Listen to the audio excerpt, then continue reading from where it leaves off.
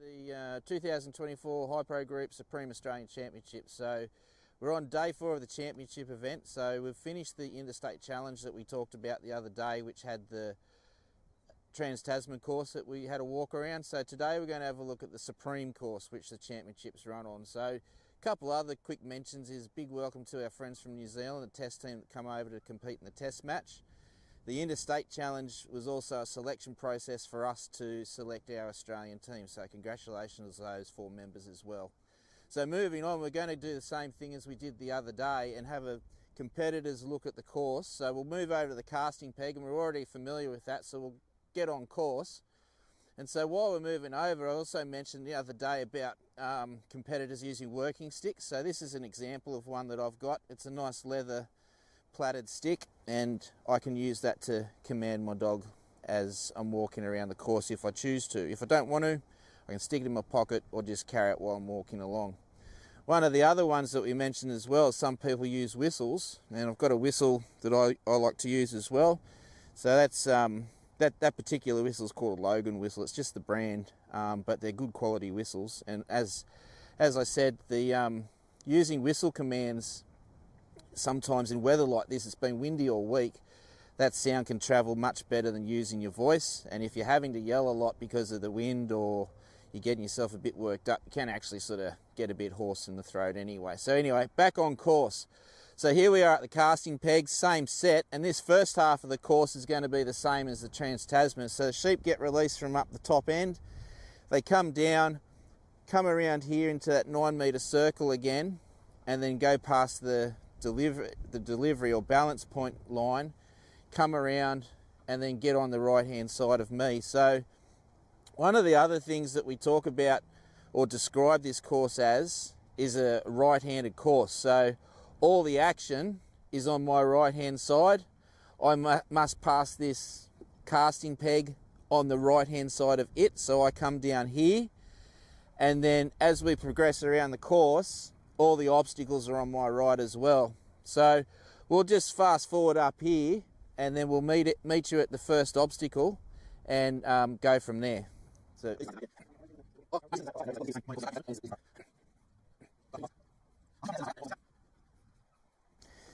this part of the course we're walking is the same as the other day. So it's a 9-metre course.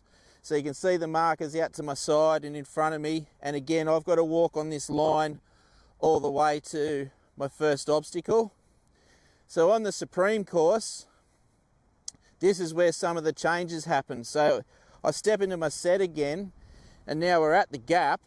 But you might remember, if you saw the video the other day, the gap was on an angle like this, pointing down the ground, but this time it's pointing up the ground. And the other slight change with the obstacle as well is the gap's just angled in a little bit like a funnel, so the dogs have to work the sheep straight through the gap. Now the other interesting part with this is the gap's facing the let out yards where the sheep are, and they may have a little bit of a draw to the let out yard. So the handle and the dog have to be on their game to keep the sheep on course. So moving down here now, this is the difference from the other day, that this part of the course is now also a 9-metre course, as is the rest of the course, moving to the bridge and the pen as well. So moving down here now, we've got our let out yards on the right. For ideal perfect points again, I want to carry my sheep on my right hand side within 9 metres of me. And the difference with the other day was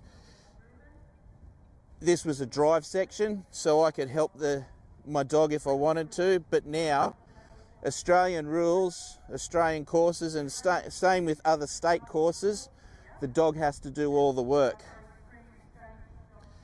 So the next obstacle that we're coming up to is called the race, and it's just a race like a little funnel.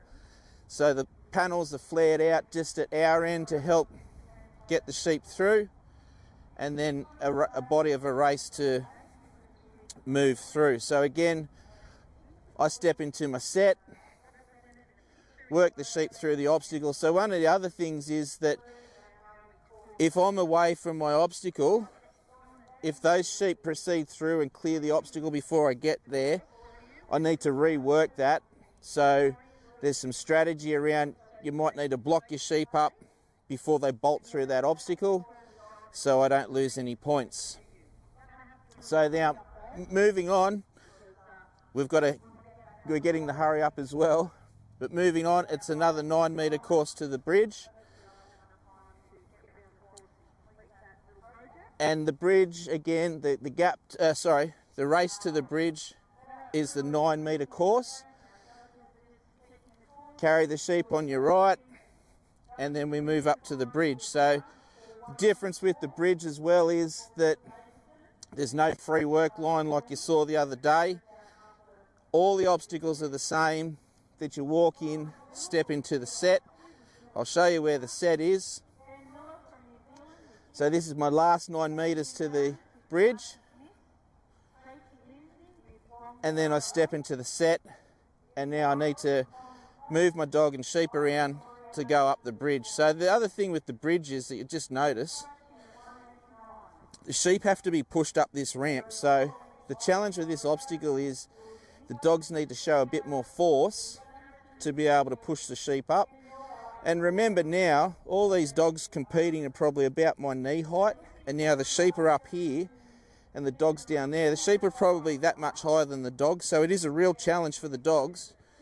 And they do need to show a bit of force and a bit of courage to get the sheep up through the obstacle and off.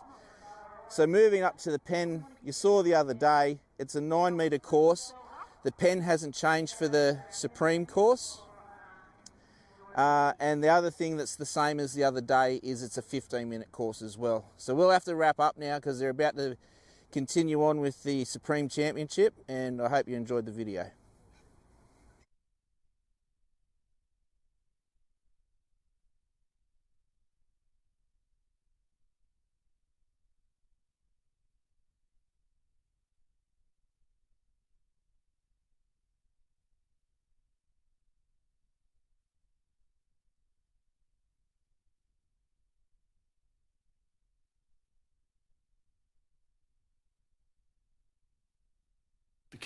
Ultra Chew.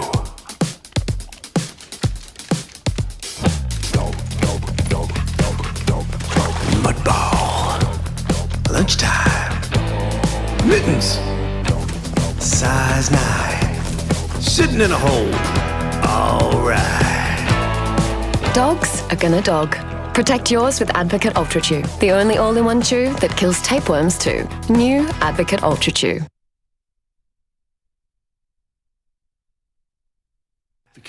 Ultra Chew.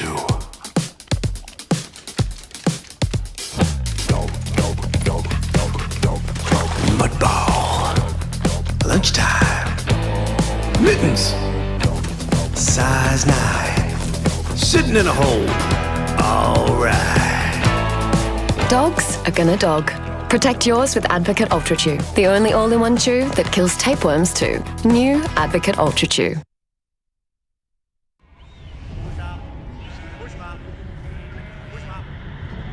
Big day. Other one tomorrow.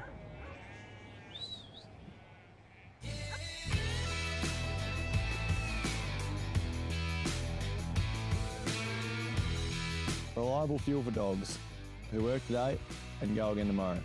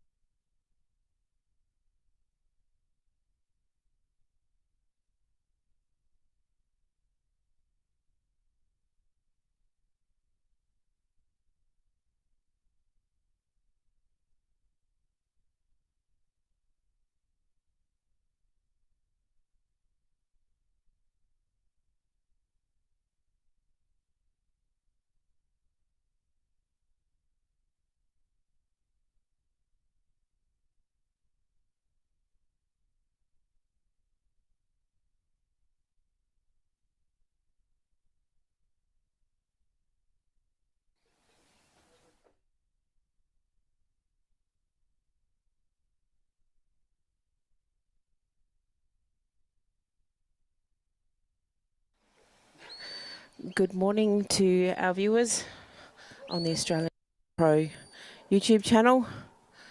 We've got Mike Depler from Victoria out here, first dog out this morning at the Dogpro Supreme Australian Working Sheepdog Championship at Stanthorpe in Queensland. And he's working Depler's Punch. Mike has travelled all the way from Condar in Victoria to compete at this year's championship. He was one of the representatives for Victoria in the Ted Gaby Interstate Challenge. He had 3 good runs but wasn't quite there to make the Australian team. I think he finished sixth overall, but nevertheless he's had a great trial here. Punch has been quite a solid performer for Mike, only one of his young team. These sheep are looking to be a little bit flighty this morning.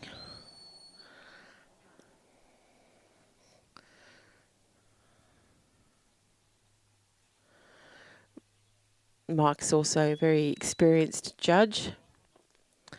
He's judged 3 Supreme Championships. And you'll notice there that Mike actually called out to our judges, Mr. Ken Robinson from New South Wales and Mr. Roy Potterkerry from Queensland. Was he right to go? Had he delivered those sheep to the right spot? And he had. Those sheep, of course, need to come down the line in as straight a line as possible down the ground and then go around behind Mike. They need to be delivered to his left-hand side before they go around behind him. Ideally now they'll be on his right-hand side, which they are, but unfortunately at the moment they are outside the corridor. So Mike will be trying to get Punch to bring them back into that corridor as they head now down towards the gap. Got a big day of competition here today at Stanthorpe. We'll be completing the open draw today. And then this afternoon we have the first of the 3 Wailago Cup tests against New Zealand. And then tomorrow we'll be heading into the top 20, the second test. And then on Sunday we've got the final and the final test. So we've got 3 big days to come still.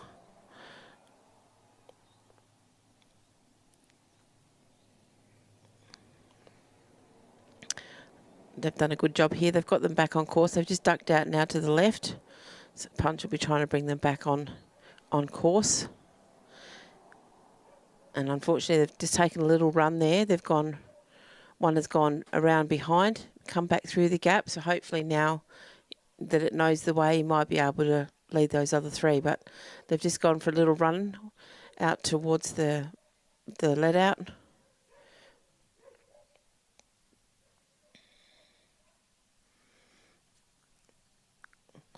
We saw some big scores put up in the first couple of days of competition here at Stanthorpe, but for the remainder of the week, the sheep have been the winners. We've had some quite low scores, but they've been even and consistent sheep. We're in drought conditions here in Queensland. It has been declared a drought in the Stanthorpe area, so we're very lucky to have any sheep at all to work. The judges are very mindful of the condition of the sheep and also the dogs, so there's been a few runs where they've asked the competitors to walk off, which they have happily done. And Punch has got these back near the gap, but they're on the wrong side at the moment.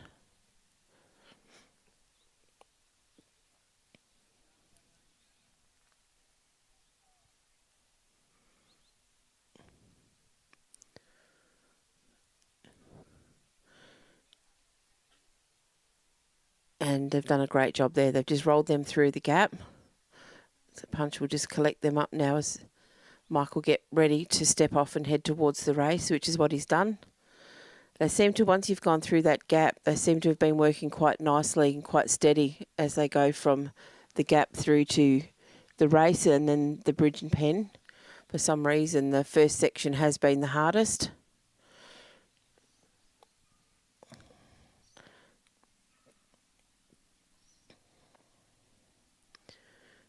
All the competitors here on the main arena are wearing the Dogpro red bibs. We thank Dogpro. They're the major sponsor of sheepdog trialling in all of the mainland states. We're very grateful to John Camilleri and the team. If you're looking for a good quality working dog food, check out the HiPro website. There's more than just working dog food. and we can thoroughly recommend their products. Mike's just about now at the race. Those sheep still aren't quite settled, and Mike has actually indicated that that's enough. So he's elected to retire. So there will be no score for Mike, but he will be back later. I know he's got a dog, at least one in the top 20.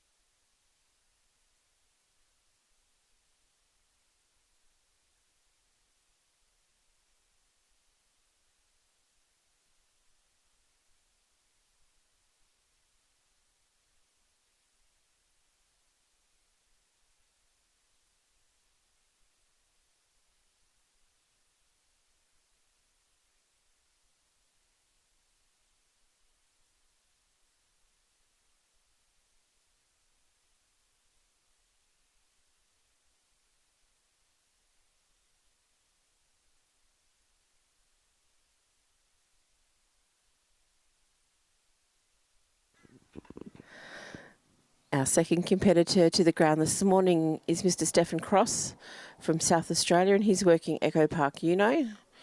Echo Park Uno was Stephen's representative dog this year in the Ted Gaby Interstate Challenge. And they had a little bit of luck in the first round and just couldn't make time up from there.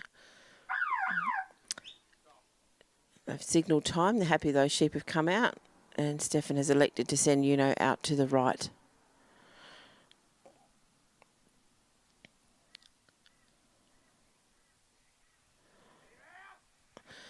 She's a brown and white border collie, and she was bred by Stephen.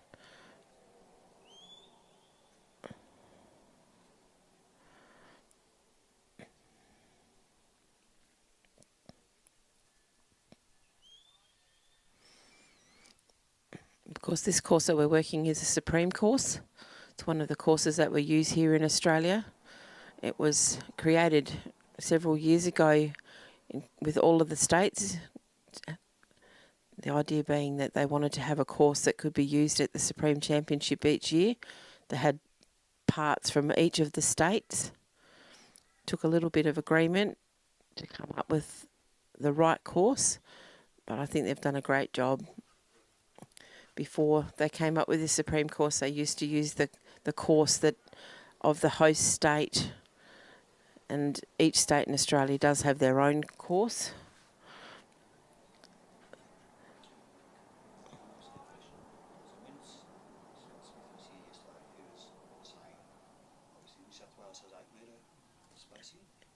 Is the Supreme, does Queensland have 9 metre, Victoria 9 metre, South Australia 9 metre, or do other states have 8 metres and the Supreme is a 9 metre? Good question, Danny. I think each state has their own little things, but I think the majority of the states have a 9 metre corridor. So New South Wales, even though they run an 8 metre for their internal competitions, they'll have to run a 9 metre for the Supreme next year. That's right. Yep, because they will run a Supreme course at the Supreme Championship. Of course, the Supreme gets rotated amongst all of the states of Australia, and this year obviously we're in Queensland. Next year we're in New South Wales, and then South Australia will follow.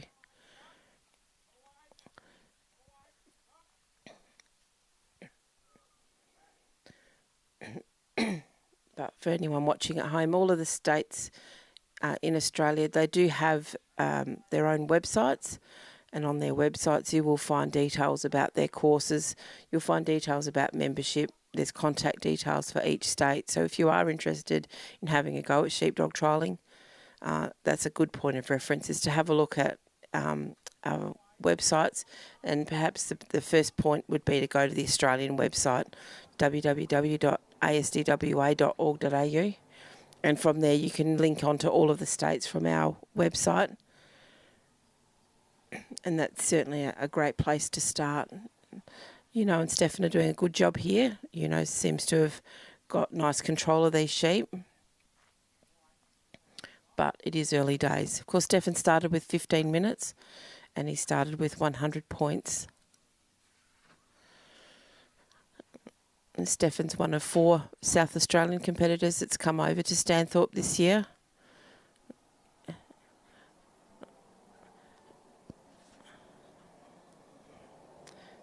But he has been a long-time supporter of the Supreme, and with his family, including myself. I am Stefan's wife. We've travelled to every state in Australia with our dogs. Great opportunity to catch up with old friends and make new friends.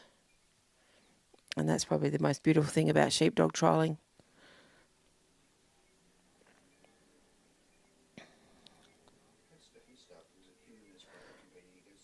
Well, I think they've always competed against each other, but when we first married, Stefan had a dog that unfortunately he lost in a farm accident. She ran into a post, and he ended up getting a trial dog from some triallers over home, Gavin and Joanne Flavel, dog called Amadeus Pearl, and she was a great farm dog, and they suggested to Stefan that she was too good a dog not to take out onto the trial ground. So with a bit of encouragement, he ended his first trial. I think it might have been up at Pascoeville on the York Peninsula, and of course he did okay. I think he might have placed, and from there he just got the bug. And his brother Milton is also a trialer in South Australia. So there's always been that brother rivalry. But they certainly do their own thing, train differently and prefer different types of dogs. It's all about improving your work on the farm, isn't it? Oh, without a doubt. Skills, stock management and stuff like that. Oh, that's exactly right. I mean, all of our dogs are bred for work on our farm, and they need to be able to work on the farm. It's not viable to have them for us just as trial dogs. So all of our dogs are used on our property. We've got a property near Strathalbyn on the beautiful Fleurieu Peninsula in South Australia. And if Uno's at home, she'll be helping muster sheep in. We run 1,000 merino ewes, and he's got lambs that come off of those. Some come through our feedlot, and the dogs are used all the time on our farm. They need to get muster sheep in for shearing and all those sorts of things. So they can't just be trained for sheepdog trialling. They need to be an integral part of our farming operation, which they are. A lot of people don't realise the value of a good dog, even dollar-wise these days. Oh, it's amazing. Handlers, a number of workers it puts out of a job, but you need a skilled driver as well. Oh, absolutely. And that's so true. A good working dog on your farm could replace 2 or 3 men. That it's extraordinary the what they can do. And obviously, somebody like Stefan has got the experience and the smarts to be able to drive them. He's got great stock sense, and he certainly helps.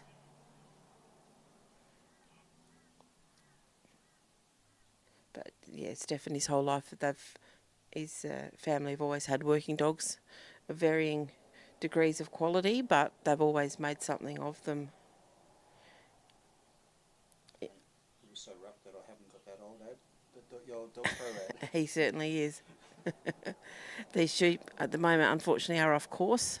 They've come down on Stefan's left-hand side down to the gap. But, Stefan was happy to help out John Camilleri a couple of years ago, and he featured in some ads for Hypro, and I think there's been a few. I know Andrea Simmons back home has taken great delight in stirring Stefan up about them.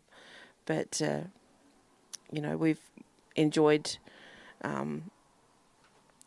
John's generosity. Stefan was part of the Australian test team that went to New Zealand a few years ago, and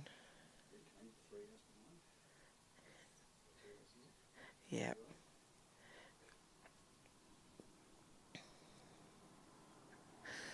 And to be able to help John in some way was just a small part of saying thank you for his generous support of sheepdog trialling in the country.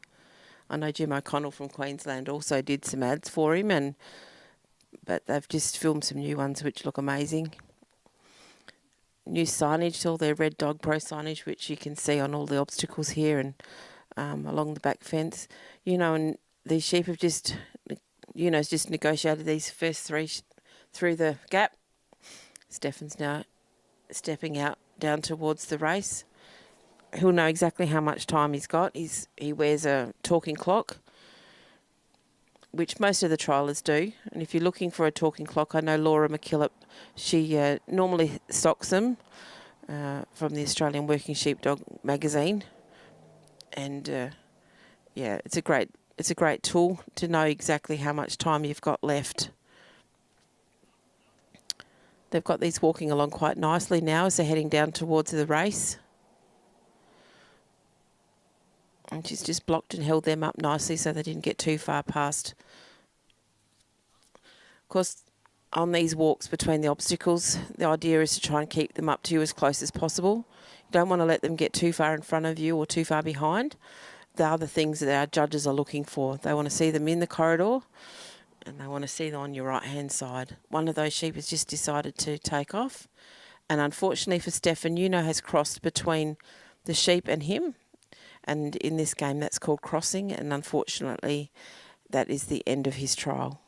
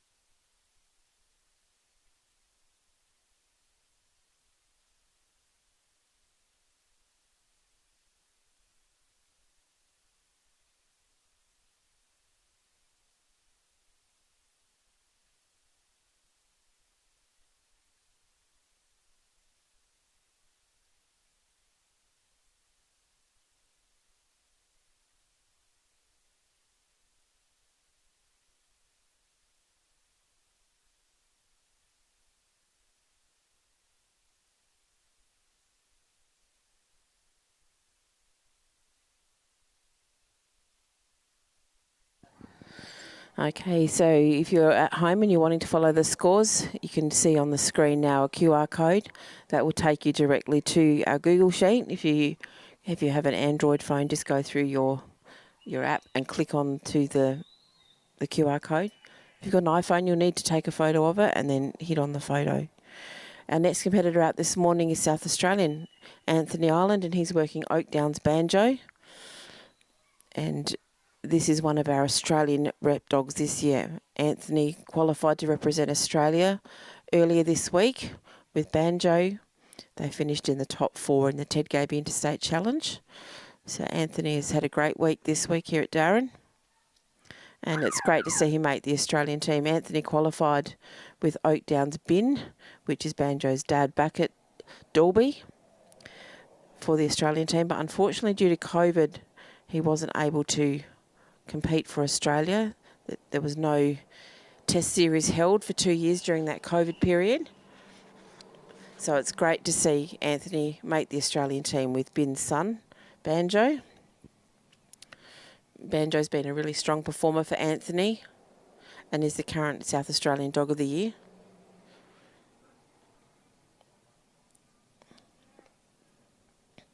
Anthony sent Banjo out on a right-hand cast. And the sheep haven't looked to run yet. Banjo's just introducing himself at the moment. Well, let's see how those sheep want to play. They're going to have a little bit of a run, but Banjo's certainly covering them at the moment. Oakdown's Banjo was bred by Neil and Lynn Samble. And they can really be thanked for bringing Anthony back to the sport. He took a break while his kids were young. He still had his working dogs, but Neil rang up Anthony and said, I've got a dog for you, and that was Bin. And he enjoyed quite a bit of success with Bin, and it was enough to get him excited about the sport again. Now he's back in, and he is back in. He's president of South Australia, and then he is also now president of Australia. So Anthony's giving back at governance level.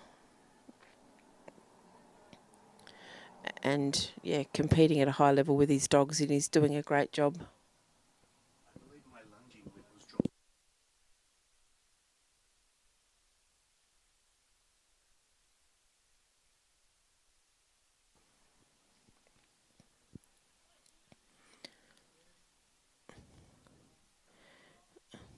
Banjo's got these sheep walking up to Anthony. They're zigzagging a little bit as they're coming up the ground, but nevertheless he's got them moving up the ground.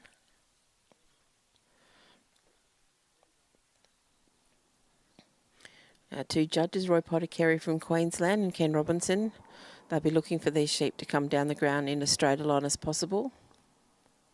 Both of them are very experienced judges and handlers, so they've had a tough week this week. The sheep haven't made it an easy job for them, but they're doing a great job. Of course, at these big events like the Supreme Championship each year, we do have two judges. They both put their scorecards in, and then their scores are added together, and the score that the competitor gets is the average of the two cards.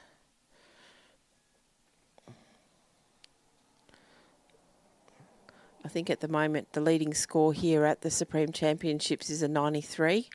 It was put up by Grant Cook with Grass Valley Bluey early in the week. And I don't think anyone's come close since. We've had a few 92.5, sorry, I've just been corrected. Oh, Jim, sorry, put up a 92.5. So there's been a couple in the 90s, but yeah, they've predominantly all been in the high 80s.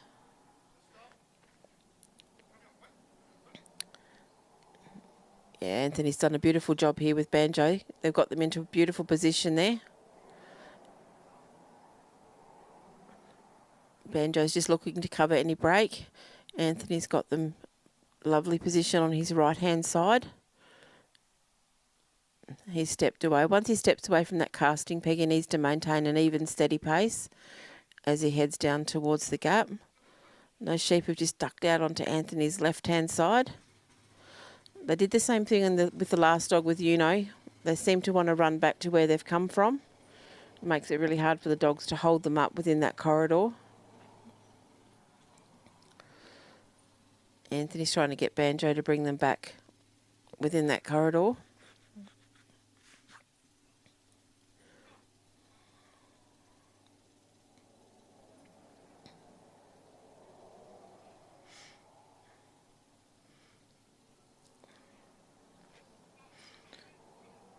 So he's now got them back in the corridor, which is where they need to be to maintain maximum points here. They're in a nice position now as we're heading down towards the gap. You can see Banjo's speed there. Oh, and unfortunately they just ducked in front of Anthony there before he could get into position at the gap. Not too much damage here. Anthony will be trying to get Banjo to bring them back within the corridor to get them through the gap.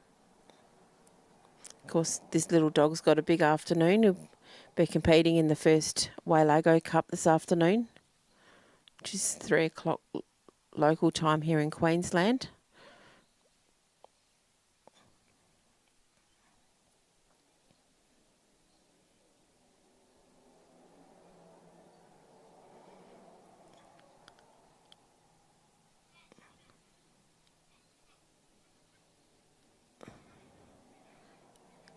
Yeah, they've done a beautiful job there. Banjo was just able to hold them up, stop them from running any further, and they've come through the gap. Once again, they're on Anthony's right-hand side. They're in a good position as they're now heading down towards the race.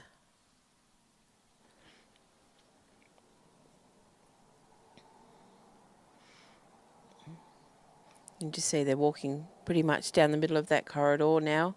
So heading down towards the race. Of course, we've got Danny Rubin here all week, providing you these beautiful images here from Stanthorpe. And I know we've had people watching from all over Australia and also from New Zealand. Oh, we also had someone from California watching. It's amazing, isn't it? Just think that this is being watched. Really, could be anywhere within the world.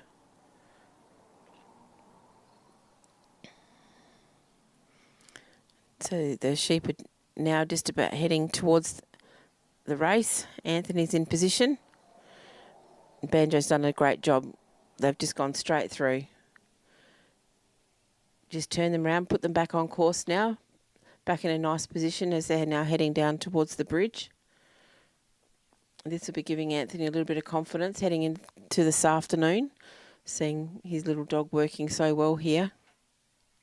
The sheep haven't been easy, but we do have some great dogs coming up to complete the round, really, before we head in to the top 20 and then the finals here at Stanthorpe. Anthony's heading towards the bridge. They're still within the corridor. They're just bustling along inside there.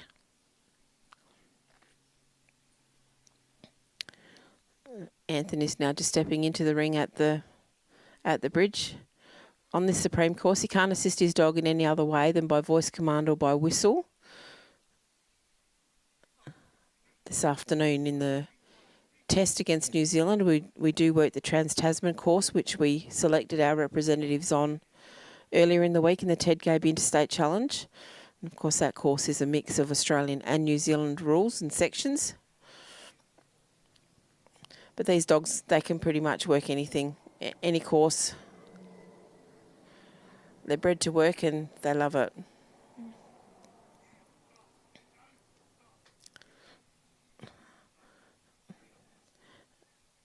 Banjo's just trying to get those sheep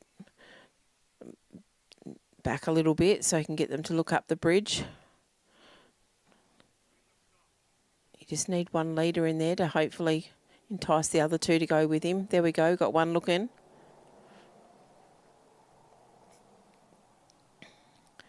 I can see three heads now looking towards where we're commentating from, but they just stopped and had a look back at Banjo. They're not sure here.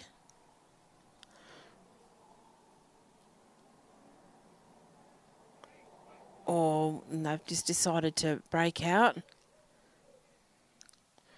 It's got Banjo's done a good job here, collecting them all up again.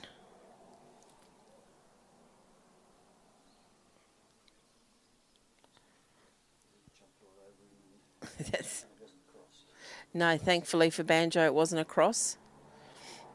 But these sheep have just decided now to be a little bit unsettled.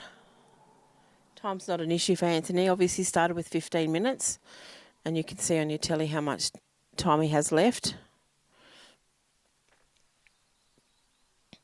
But of course, every time those sheep break out around the obstacle like that, that's where our judges are looking to take points. If they just duck down the side, I think they look to take 1 point. If they go all the way around, it could be 3.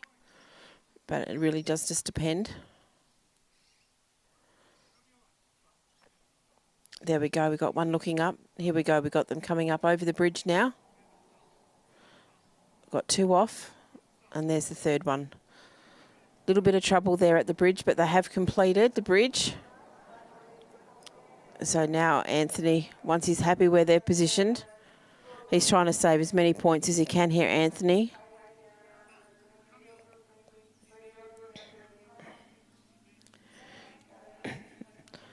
Righto, he's happy. They're positioned within the corridor. Anthony stepped off and he'll now head down towards the pen. these top handlers, they know exactly what score they need to get into the top 20. So they'll be trying to save as many points as they can.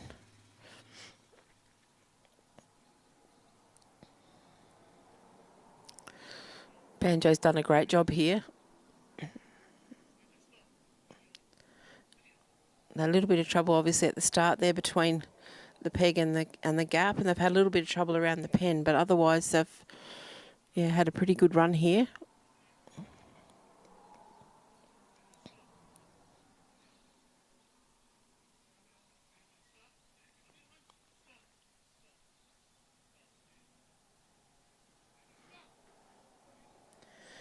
Anthony's just about to step into the ring at the pen.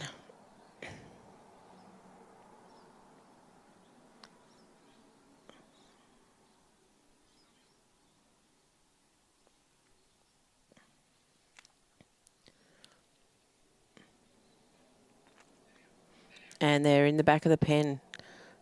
Beautiful work here. Anthony's not going to step out, though, until he thinks they're settled. He's not taking his chances. He's stepped out. And that's Anthony Island from South Australia with Oakdown's Banjo with a complete run this morning. So well done to Anthony. You'll see Anthony again this afternoon when he represents Australia in the Wallago Cup.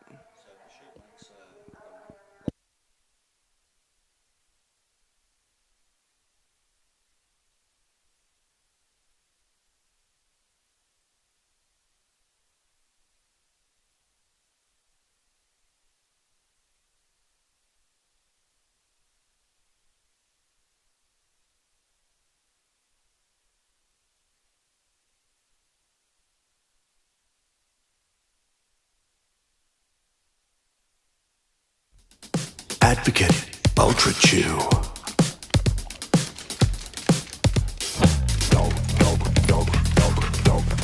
Mudball. Lunchtime. Mittens. Size 9. Sitting in a hole. All right. Dogs are gonna dog. Protect yours with Advocate Ultra Chew, the only all-in-one chew that kills tapeworms too. New Advocate Ultra Chew.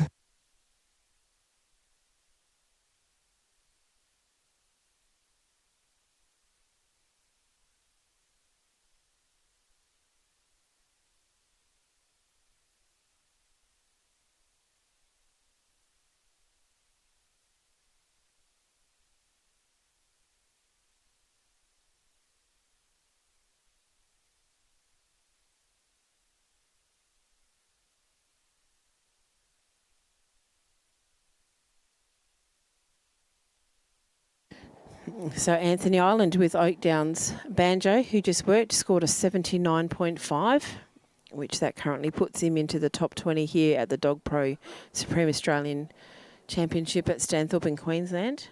Next competitor out to the ground is Troy Simpson, and he's working Kyson's Owl. Time has started on his run, and he's elected to send his dog out to the right.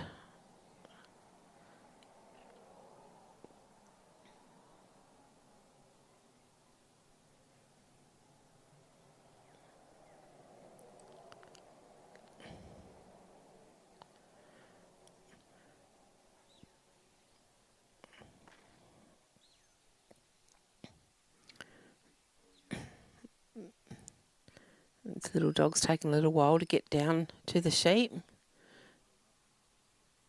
And unfortunately for Troy, once he's got down there at the bottom to the sheep, he's actually crossed between the sheep and Troy, which in this game is called crossing, and that is the end of his trial.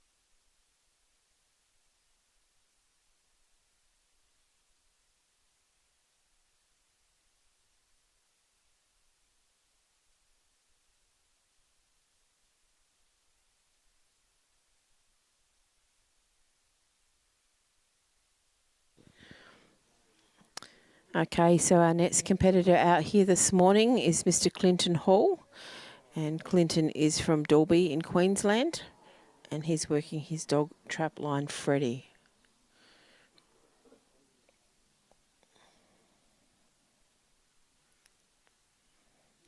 I think you'll find Clinton has a wealth of experience. He's a rural contractor and livestock handler by trade. He's decided to send Freddy out to the left. This little dog's quick outrun. Just stop those sheep from bolting out to the left there.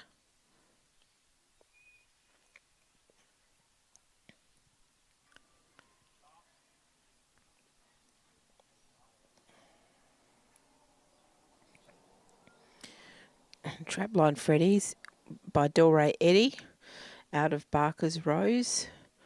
He's 20 months old and has had some great outings for a young dog. Of course, Delray Eddie was a dog that our judge, Mr. Roy Pottercarey, had.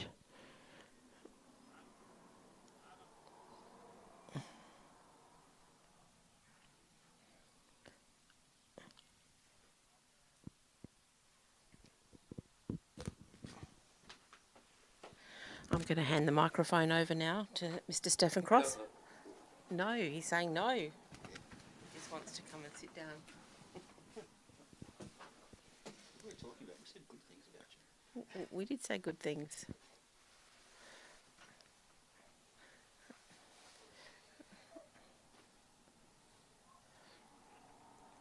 can ask him the question about the police. So if the gate's closed and the sheep decide to escape, you see that you lose the pen.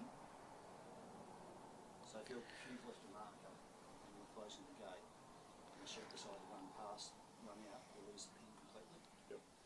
And if you don't bring your dog around, is that points off? Dog's got to be blocking the opening as you close. Is that points off if you don't do that? Yeah. Okay. Thank you. So if they come round behind you while you're shutting the gate, there's probably 3 or 4 points off.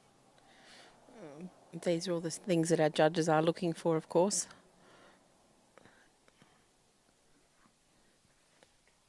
Clinton's doing a good job here with Freddy.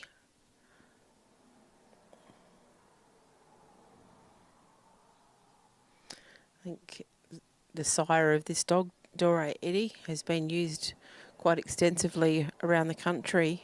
Delray Eddie was a representative dog for Roy Pottercarey from Queensland. He certainly sired some very successful dogs around the country. I guess that's one of the beautiful things about the Supreme Championship each year. It's where a lot of handlers get to see the best dogs from around the country all in one spot. And you can see possible mating opportunities when you have a bitch that comes in season.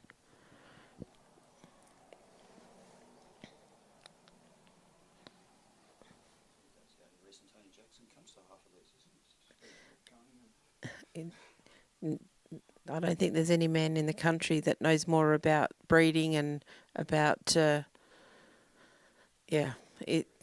pedigrees than Tony Jackson. Is extraordinary. What he doesn't know, I don't think is worth knowing. He's certainly been following it for a very long time. Very passionate about working dogs and the history of the sport.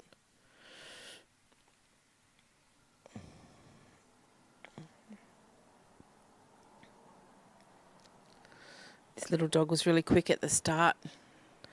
It's settled down a little bit now.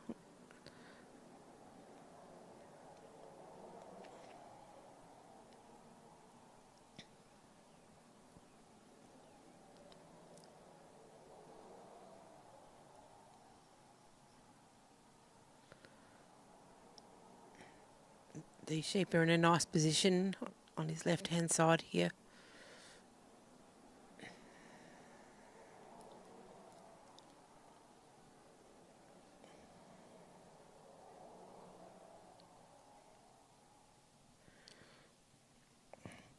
Clinton, he's lived in Dalby for the past 10 years with his partner, Berry Dean. He spent most of his life in northern Australia, Horses and dogs and handling livestock are his passion. Having a good dog or a horse is a privilege. There's no two ways about that.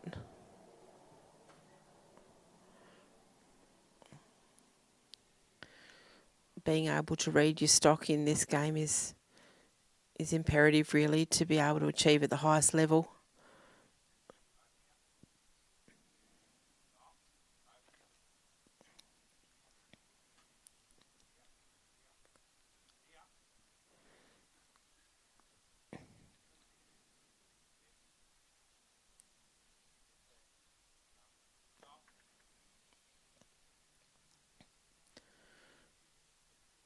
They've done a great job. They've come around now behind the casting peg. They've just galloped off down the ground like they have for all of the dogs this morning. They've come around and then they've run down. Fortunately, they're off course at the moment, out on his left-hand side. And he'll be trying to get Freddie to bring them back over to his right-hand side. These sheep know where they've come from and they're looking to go back to their mates.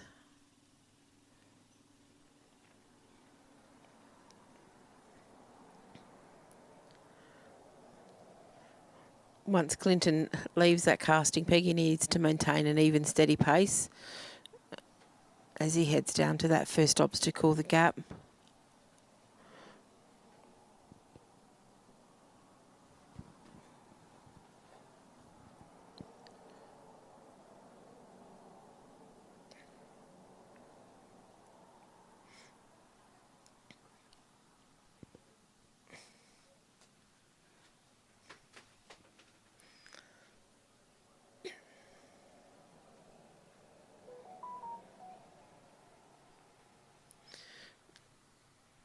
Clinton's in position now at the gap. Of course, he can't move from that position now until the sheep have negotiated through the gap. He can only command Freddie by voice command or by whistle. He can't assist his dog in any other way.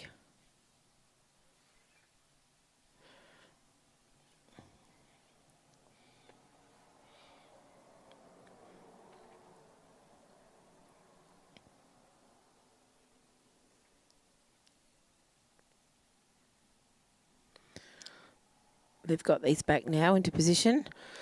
Unfortunately, they've just ducked out around to the right-hand side of the gap and have decided to go around. They haven't settled at all, these sheep. Of course, every time they do that, the judges are looking for the points to take off. Clinton started with 100 points. And the judges are looking to take points for when those sheep are off course or when they go around the obstacle.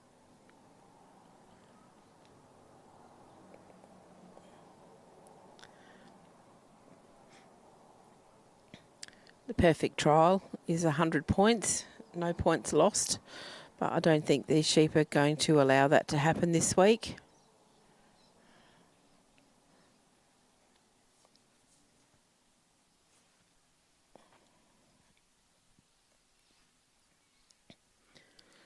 I don't think I've ever seen 100 in my time of following sheepdog trialling around. Or maybe I've seen one.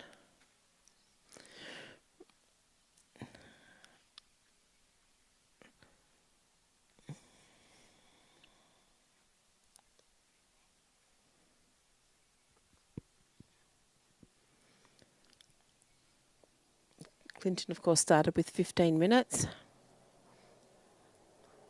And you can see his time on your televisions, how much time he has left. They've got them back now into the corridor and they've gone straight through the gap. They'll head off now down towards the race, but once again those sheep have run off, and unfortunately the dog has gone between the sheep and Clinton, which is a cross. So his trial is now over.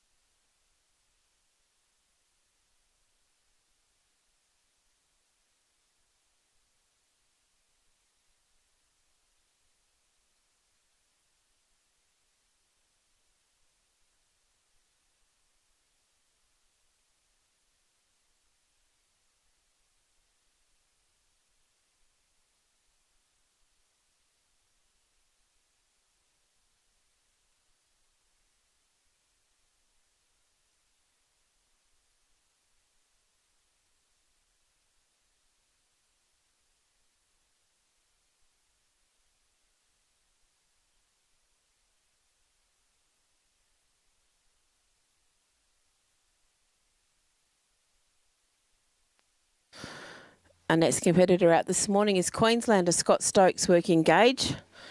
And this little dog was Scott's Ted Gaby representative dog earlier in the week.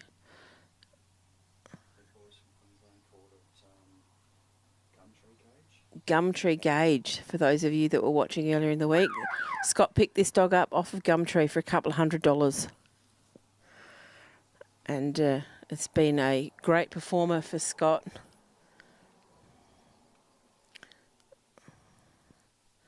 Beautiful cast out. Of course, Gage is an Australian Kelpie. This week here at the Championships, we've seen Border Collies and we've seen quite a few Kelpies.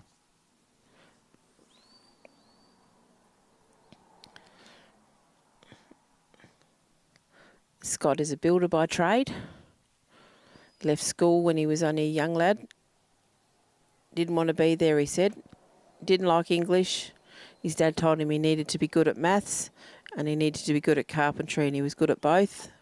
And so he became a builder. He's an ex-Kiwi. When you talk to Scott, you can certainly pick up the Kiwi accent. We were lucky enough to have Scott come over to South Australia earlier this year to Birdwood, where our Champion of Champions event was run.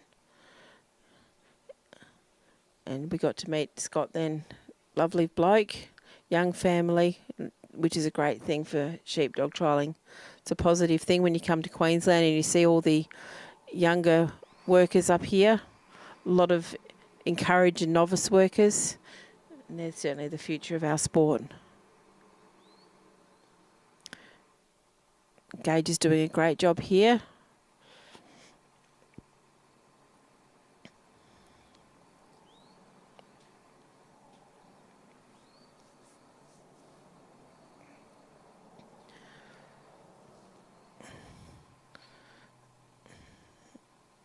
He's been a solid performer for Scott.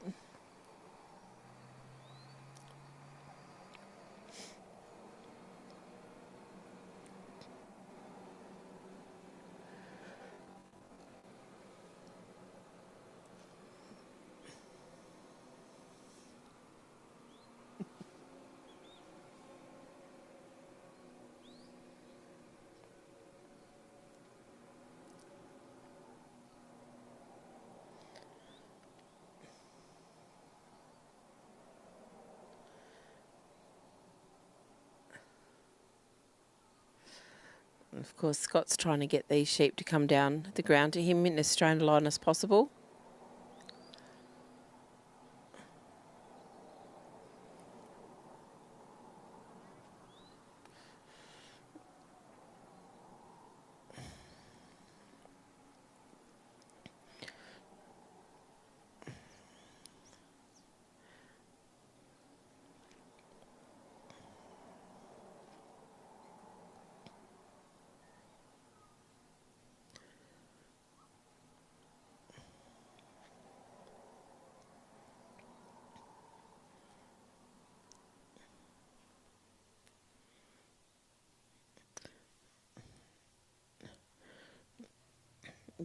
Gage has done a great job here. The sheep have just come down the ground in a good spot.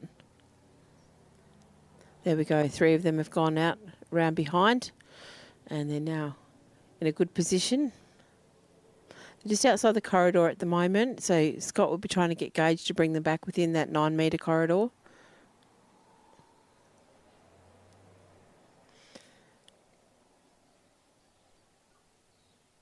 And unfortunately now they've just ducked out to Scott's left-hand side. They haven't run too far. He'll be trying to get Gage to bring them back within that corridor.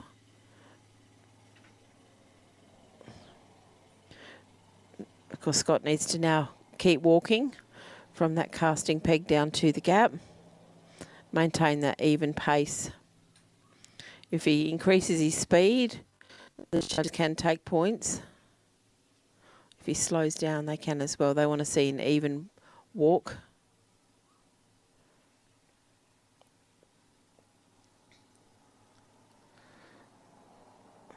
Unfortunately, they've just ducked outside the corridor once again, out on his left-hand side.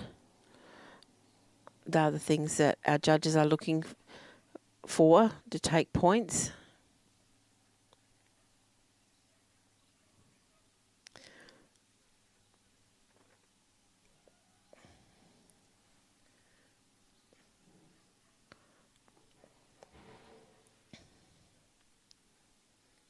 And Scott's now heading down towards the gap. He's just about to step into the ring there.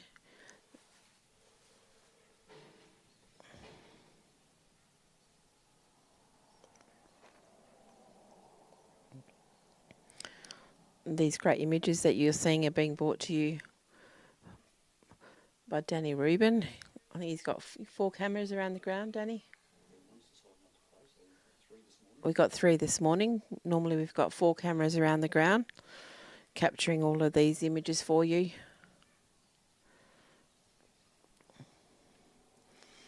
Danny's been working with us to get this YouTube channel going for the Australian Working Sheepdog Association, which will be a great spot for us all to go back and revisit some of the action from the Supreme Championships.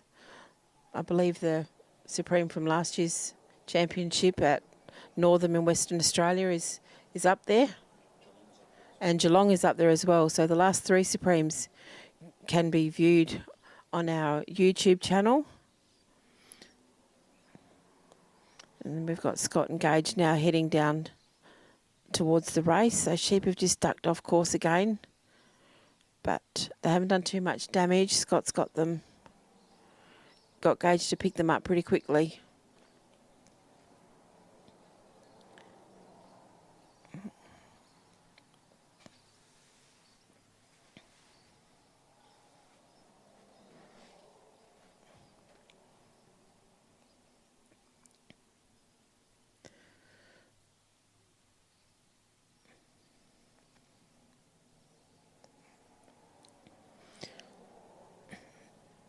These sheep are in a nice position now as they're heading down towards the race.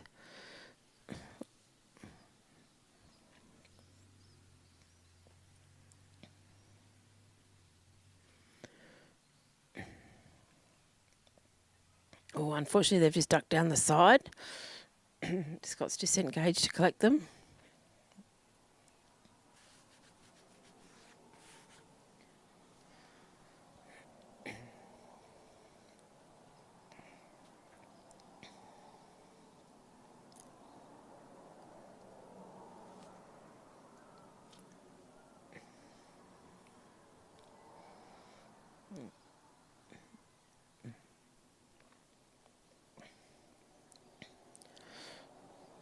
We got them back now in front of the race. Just milling around there in front.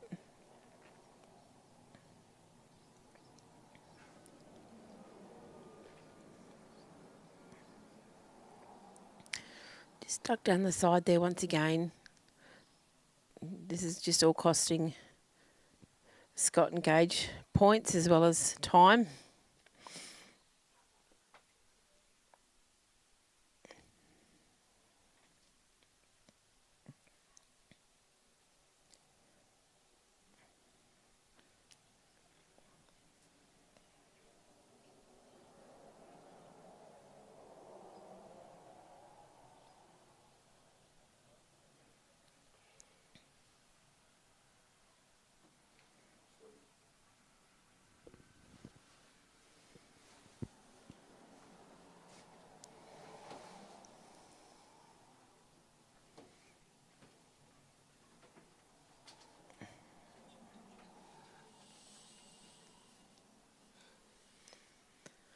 These sheep are back.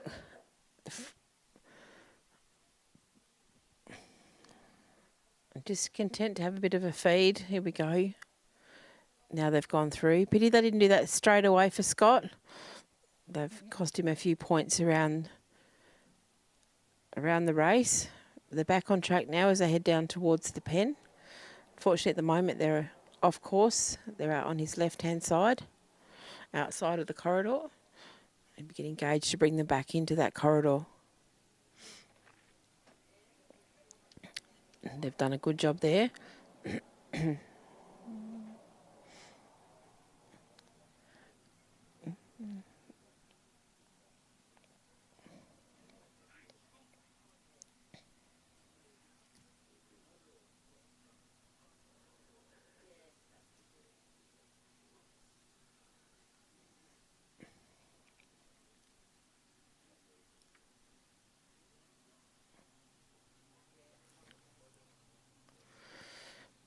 Scott's just about got down now to the bridge.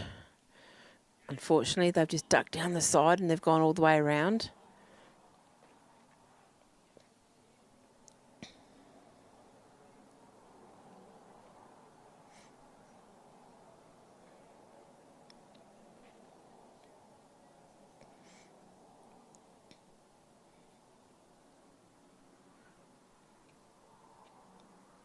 Now they're back at the mouth.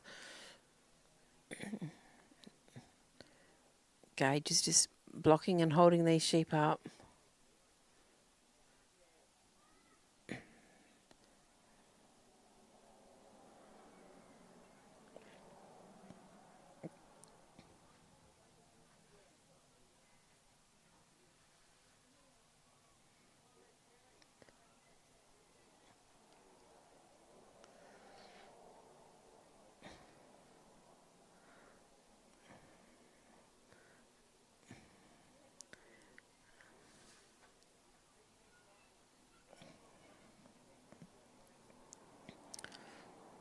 Nice cover there. Stop them from running too far past. Oh, and unfortunately one's just ducked down the side. Just wasting points here. Just not looking to go straight up the bridge.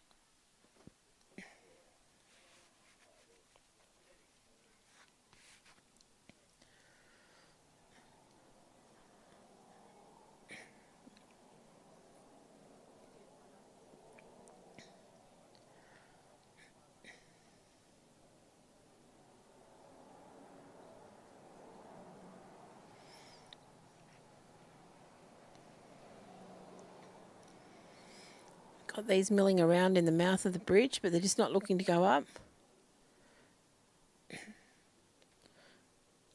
Gage is just trying to encourage them to look.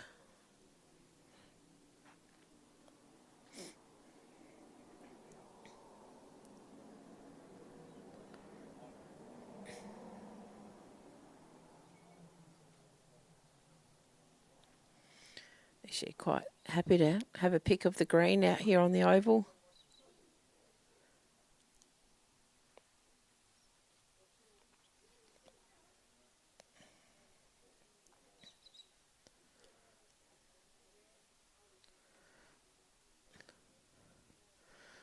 One's just decided to duck out. Gage has got it covered.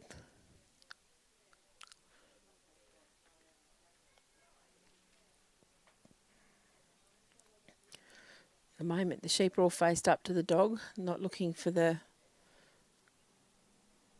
opening of the bridge. Here we go.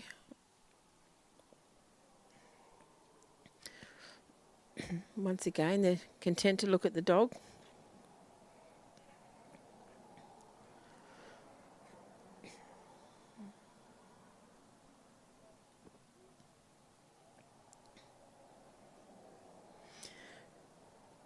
Time's starting to become an issue for Scott and Gage here. They've still got time to get them in the pen if they can get them up and over this bridge, but at the moment the sheep aren't looking to go up over the bridge. They're more content to look at the dog.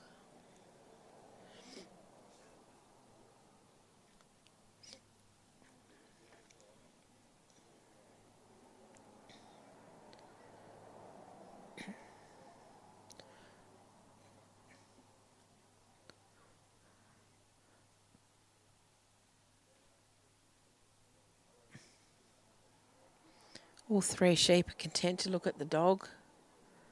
From where we're sitting, all I can see is 3 sheep bums. Yeah.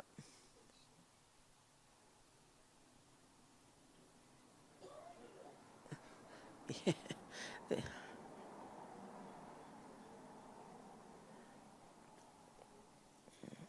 The frustrating thing for Scott is he can't do anything here other than command his dog by voice or by whistle.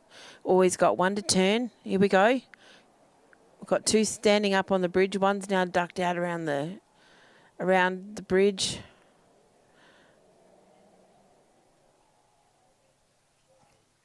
He needs to try and get that one that's out on its own that hasn't gone up over the ramp back into the mouth. Here we go. No, that rodder's not even going to look. It's gone all the way around. And unfortunately, that's time for Scott Stokes with Gage.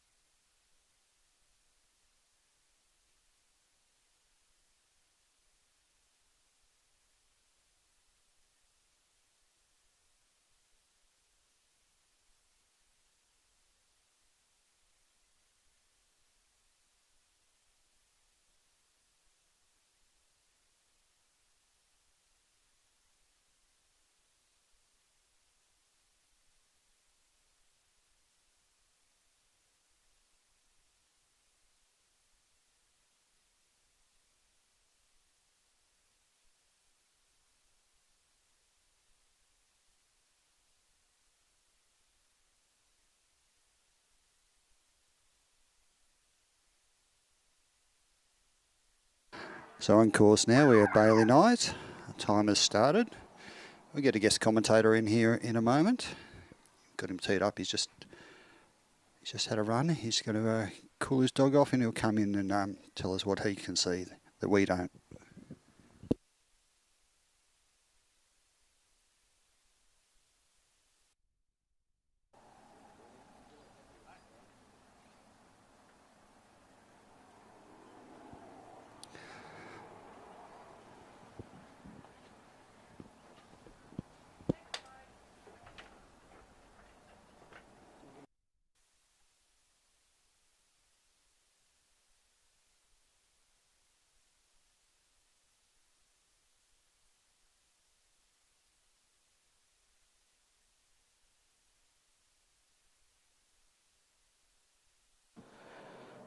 We have Melanie Duncan and Bailey Knight here.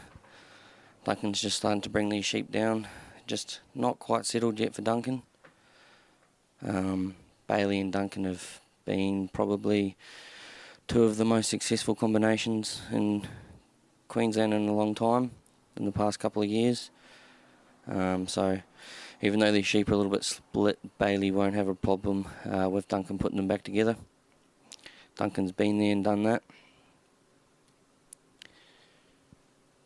Bailey's always very cool and calm in the ring. You very rarely hear him raise his voice or speak.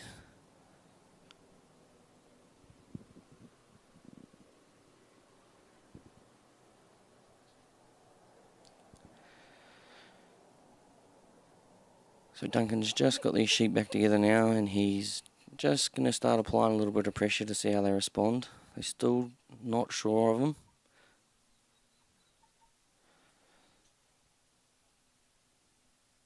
I think Duncan's about 7, 8 or 9, one of those, but he is still a very good dog. Bailey's had a lot of success and will have a lot more. As we sit here, you can't hear Bailey even speaking to Duncan. Just going to try and get them in the delivery circle. And then Bailey will want to bring them in on his left and swing them around the balance peg and start heading to the gap. Duncan's just letting these sheep settle. Now he'll apply a little bit of pressure here and see if he can start to roll them around and head them for Bailey.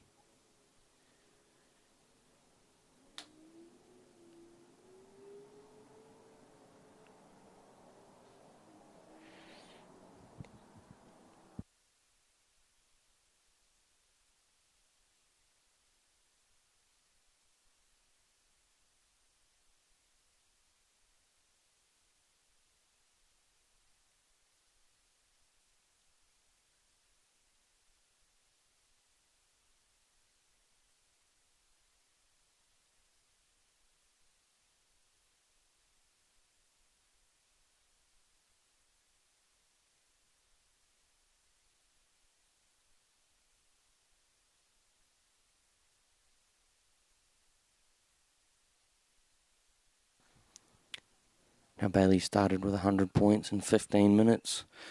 As the trial goes on, there's 2 judges that go around. They will deem what is a loss of points and what's not.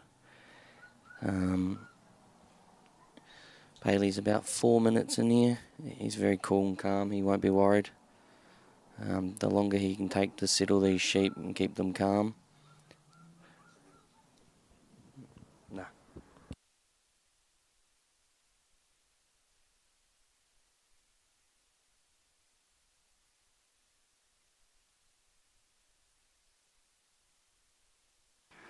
Scott's dog's just had his run, so he's just making sure he's nice and settled. We'll be back in a moment, do some more commentary. Sheep have stolen some, made a bit of a run. I'll hand back to Scott.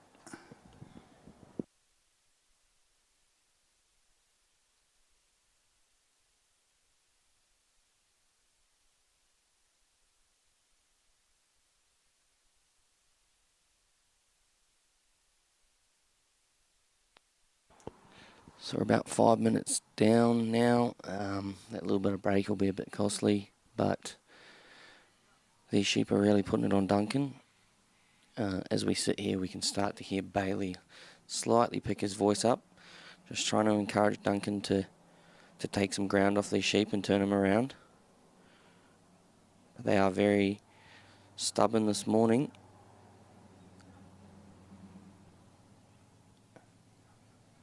One breaks, great footwork and cover from Duncan.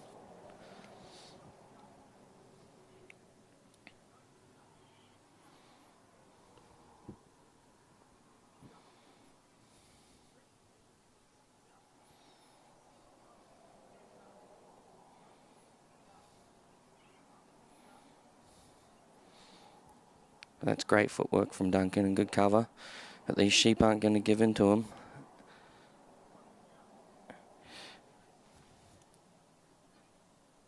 They're going to try and work him back.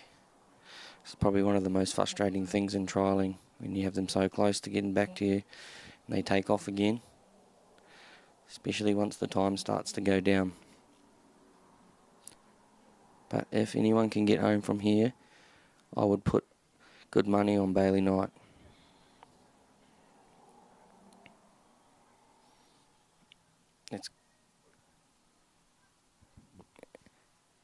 And Bailey's retired. I don't think Duncan was going to get those ones home today.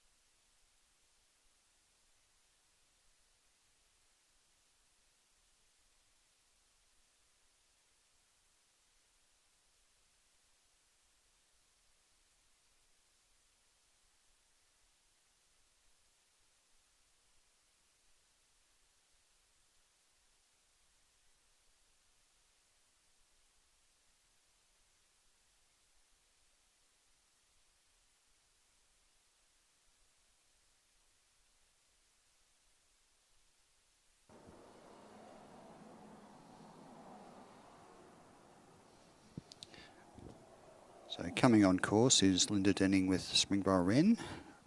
Linda's from Braidwood in New South Wales. Sheep are coming out. We'll just wait for our judge to start the timer.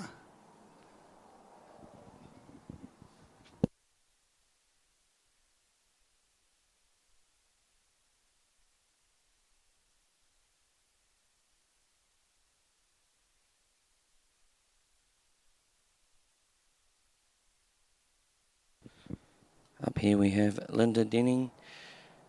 Her occupation is a teacher and an artist.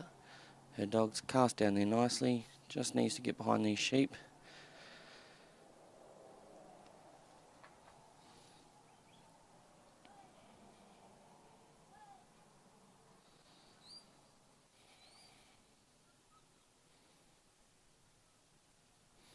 Dog's just moving these sheep down nicely, they're moving off it. Probably just wants to quieten it down a little bit. There you go, she's laid the dog down and settled it.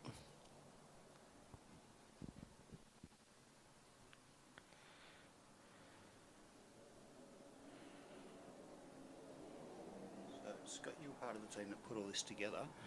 Tell us how many hours you spent in the last week just setting everything up on this course and the other course. Yeah, we arrived here Wednesday. We arrived here Wednesday last week, and it took about two to 3 days to set up. We had to make some yards out the back to put all the banners up that you can see around the oval that our sponsors have got for us. She's got these sheep down here into the delivery circle. She's taking them around and she's heading off. Dog's actually doing a good work of holding them on course there. Maybe just needs to settle the dog down a little bit, but you don't want to hold it back too much, as these sheep will take it back to the let out. And then yeah, we just, many hands make light work, but it wasn't too bad. We just, everyone ripped in and did their bit, and we got it set up and we're ready for the Interstate Challenge, which kicked off on Saturday morning, first thing. So it's a separate set of yards for the novice course? Yes, we've got yards up here in the open course. It's originally cattle yards, so we just had to make some panels up in yards in there, and then we've got a second yard down for the novice where the sheep come out, probably about 50 metres down below. So running 2 rings this week's been good. We've got through a lot of dogs. She's doing well here. She's just got pull up at the gap here and get these sheep back on course. And just wants to get this dog to tuck them in, and they've just slipped down the side. This dog will just, there we go, lay it down, hopefully settle these sheep. She'll have to work them back on the other side of the gap and then back through the gap before she can take off and head to the next obstacle.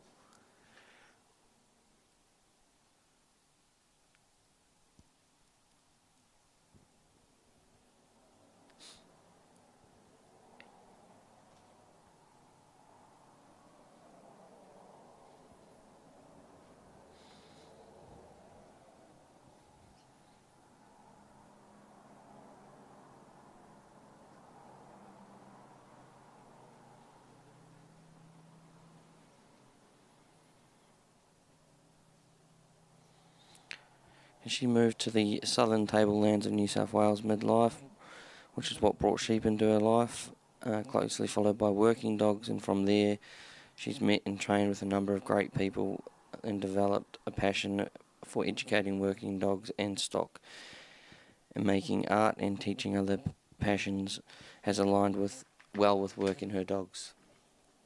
So here she's got these sheep back on what is her right hand side, so she'll just try and swing these sheep around in front of her and into the gap between the 2 panels. Now this is, after they go through this gap, it's probably been one of the most difficult sections for the last couple of days, with the yards being there. The sheep can hear and smell their mates. The course is developed to walk across the front of the yards, just trying to find if that dog has the right presence to hold sheep on course when they particularly don't want to be there. She's got these lined up here. If she can turn these sheep, just get them to have a look. There we go, they're looking at the gap. And they're through. She'll want to block these up on the other side there. This dog's calmed down nicely, not upsetting these sheep at the moment, which is good.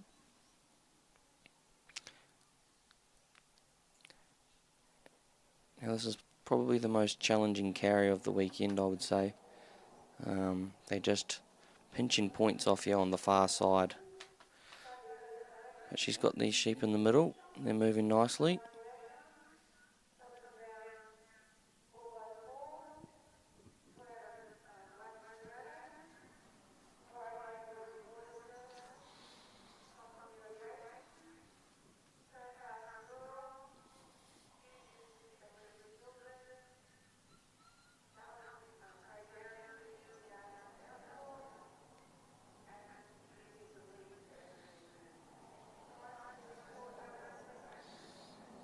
From where we're sitting here, this is probably one of the nicer carriers I've seen, if not one of the best of the weekend. From where I am, I can't see the far cones, but it looks like they're pretty much well in the middle.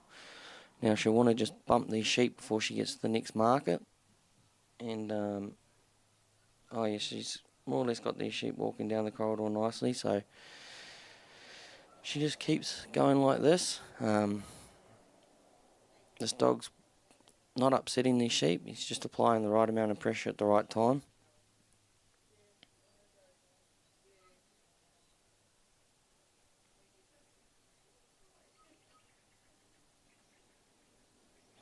And she's reached the next set of obstacles, so now she'll just try and slowly work these sheep into the mouth of that race and let the dog show them the other end is the way out.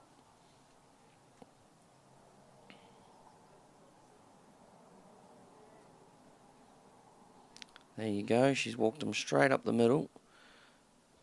That's probably one of the nicer walks along the back and race work that I've seen this weekend.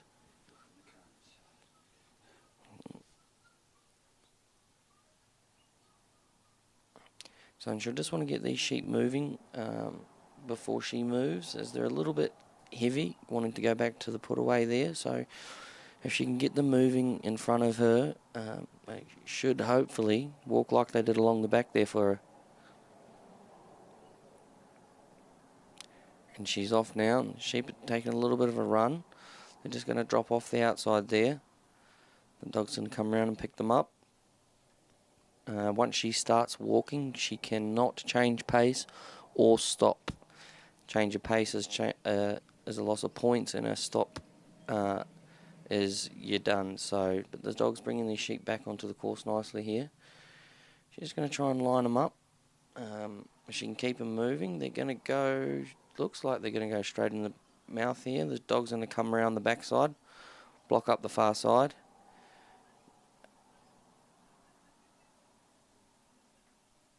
And sheep are just going for a little bit of a walk back where they came from, but she's in the set now, and she'll start to apply pressure with this dog, turn these sheep back.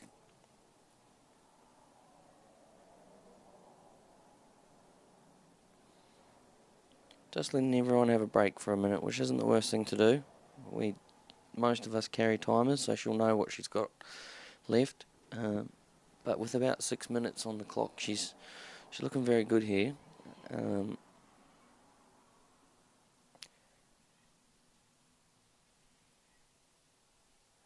She just needs these sheep to have a look.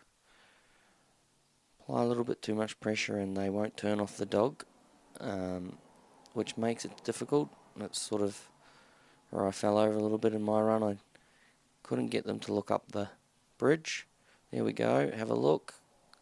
Oh, she's caught that sheep. And turn them and have a look. Now they're going to have a look and have a go the other side. There we go, she's caught them.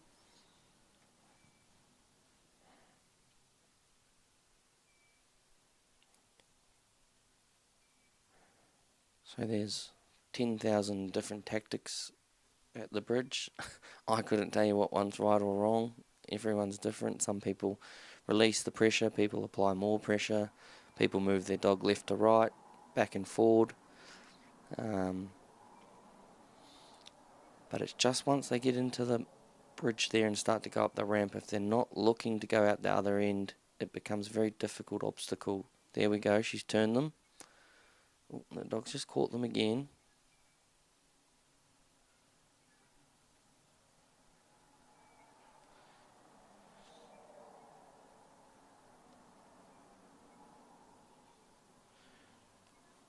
So a tactic that can be used quite often, which she's done here, is just roll that sheep at the front, and then she's going to roll the next one.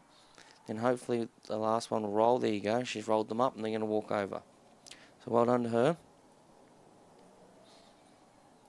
She's just going to want to close that gate, which is a term that we use in trialling, is to put the dog on the inside there, make sure the gate's closed so that they don't want to head back to the let out or the put away. She started to walk. She's got about 4 minutes left, so she's got plenty of time. And these sheep, just two are going to put their head down and feed, and the one at the back, she can just apply enough pressure to roll him around and take his mates with him. There we go. And she's just going to swing the dog around, and she's got to close the gate at the front there and pull them up.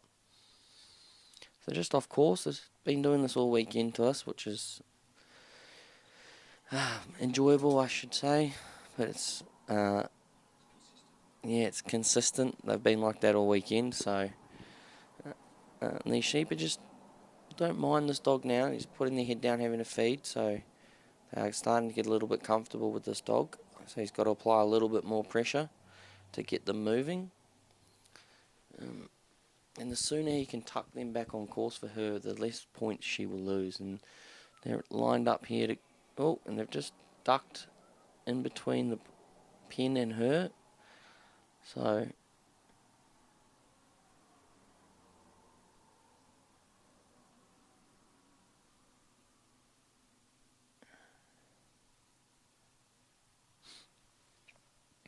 just want to work these back into the front of the pen here, and then if she can use the gate, as some will say, there you go. She's got them in a good spot there. The dog can hold its ground, and apply pressure onto those sheep at the hinge of that gate and try and roll them down that panel. And the dog can just hold its ground on that side. There we go. It's good cover from the dog. That one at the back, just not sure he wants to go in. And I would say once he goes in, the other two will follow. Oh, made a liar of me. There we go. It's good work from the dog. And now they're in.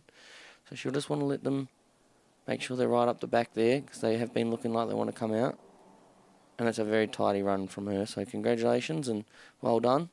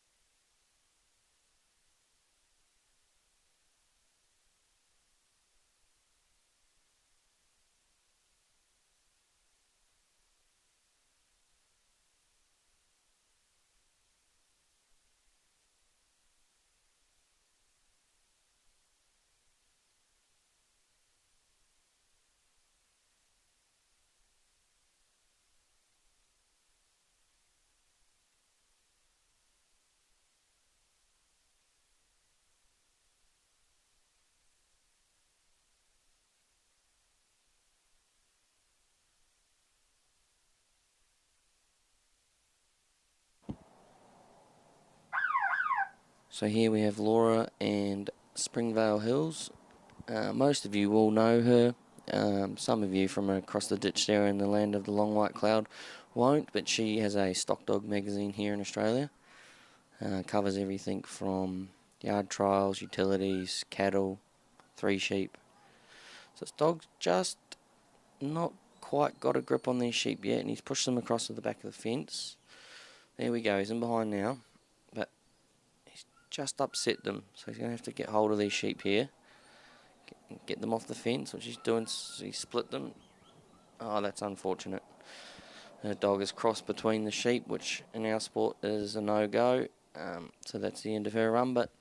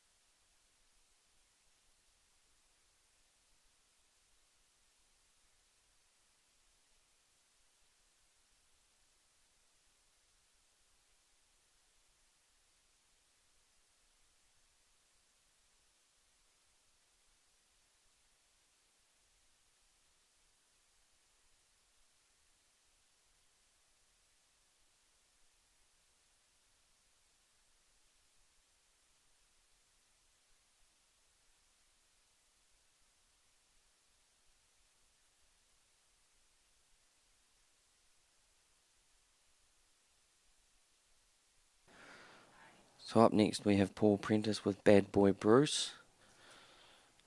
Paul does have a team of dogs here this weekend, and he is a very good trainer of dogs and animals. I have heard through the grapevine that he is a fairly handy horse trainer, an on-track rider. So, yeah, he's been involved with animals and working animals for a while. As Bruce goes round here, he's gone deep enough and wide enough. It looks like he's going to pull up and not upset these sheep. There you go. And just going to... He's given him a little bump there. Paul's going to ask him to pull up. Try and slow these sheep down.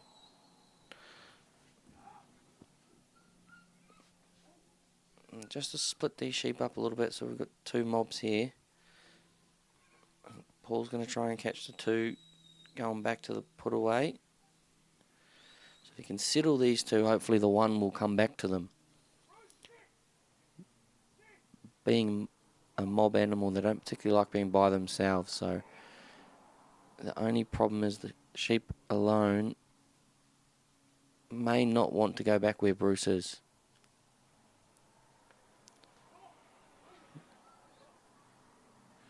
So we're just trying to get Bruce to stop here and leave these two sheep alone and let it settle. Now the only problem is the one on the back fence here is looking like it may want to cross Bruce. No. He's looking at his mates. He's considering whether he wants to go back over there.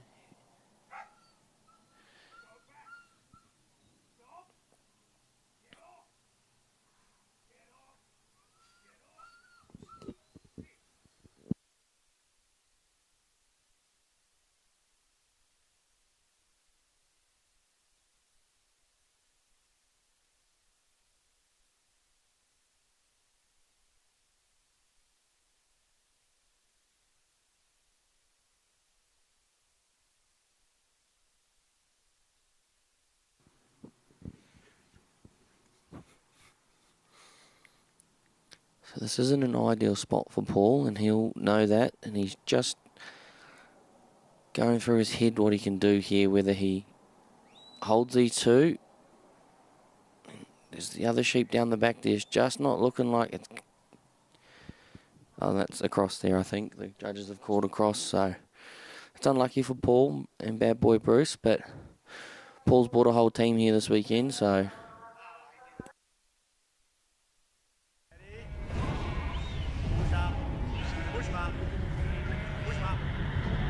Big day. Another one tomorrow.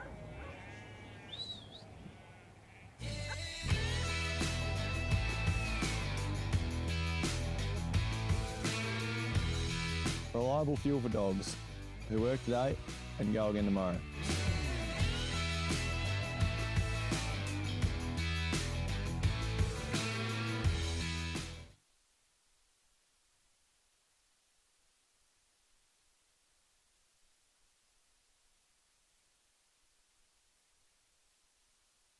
You already know one thing. They don't stop. Early mornings, long days, hard work. So what you're feeding them actually matters. That's why I use Dogpro Plus Working Dog. It's proudly Australian owned and Australian made product.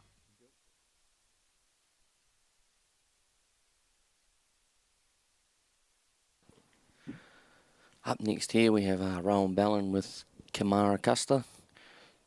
Kamara Custer would be a dog around maybe 8 or 9, I think. I'd have to ask Rowan, but this dog was originally Bailey Knight's, who we saw earlier, and once Rowan came into the sport and Bailey had a full team, he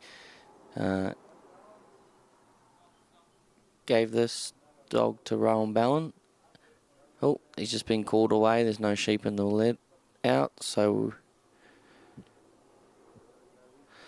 now, Rowan Ballon is a Surratt local out there near Roma. He's a good community man, does a lot with our sport, and he's also the president of the Surratt Race Club out there, which is running an event not next weekend, the following.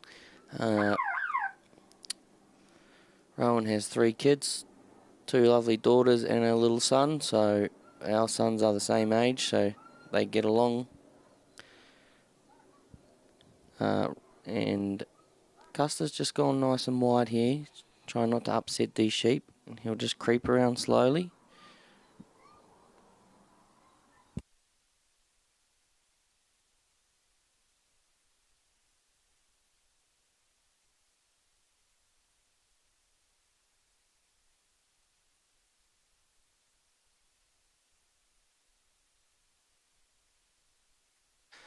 Here we go.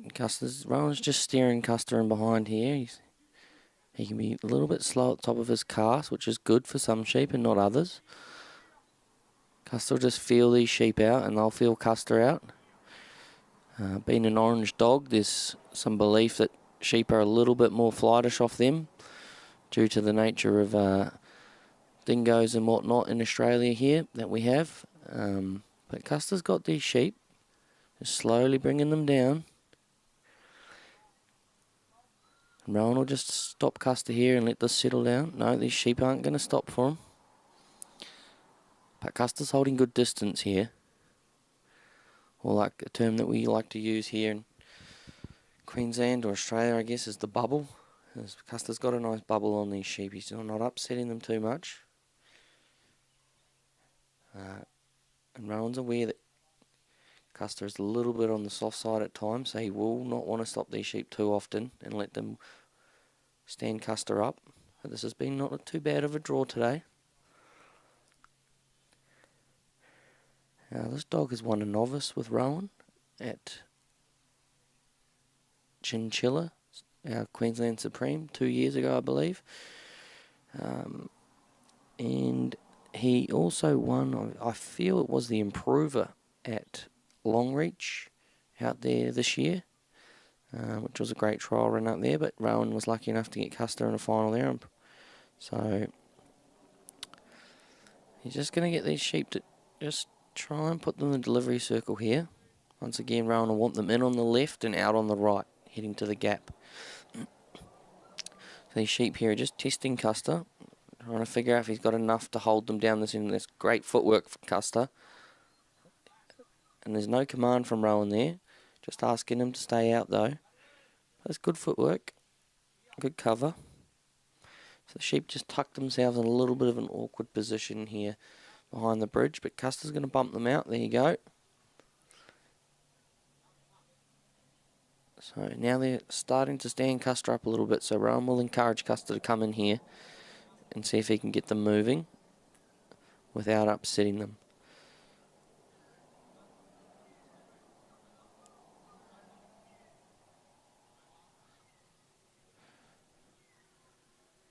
Rowan lives out at Surat in a property called Derry Downs there. A lovely property. Like the rest of everyone at the moment out there, they're in drought. Very hard times, but Rowan and the family have made the effort to come down here and enjoy a week of dog trialling. Custer's got these sheep round, and Rowan's just going to ask Custer to come in front and block up. He'll want to tuck that back sheep in on the course before he heads off. And Custer's just going to come across the front here.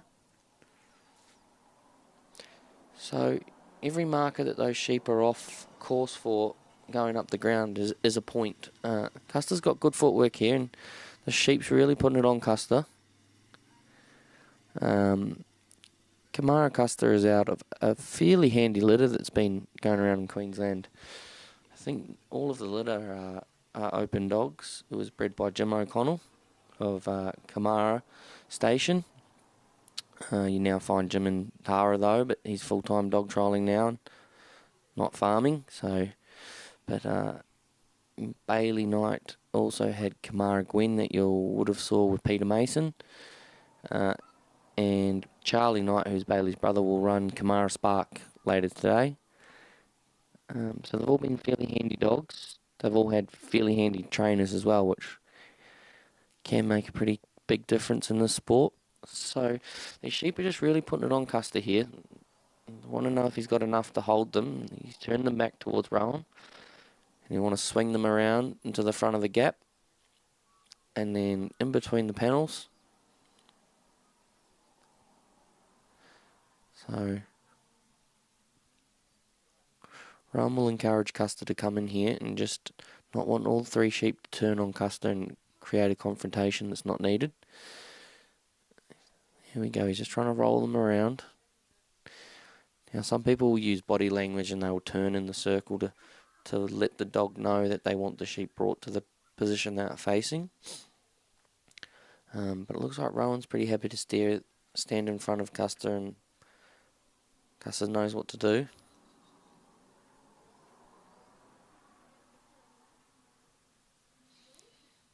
There you go, and he's just going to swing around. Rowan's going to turn. So he's going to use his body to show Custer where he wants the sheep. And Custer's going to have to... He's just going to let these sheep duck down the side of the gap again here, which not ideal. But everyone's done it a couple of times today.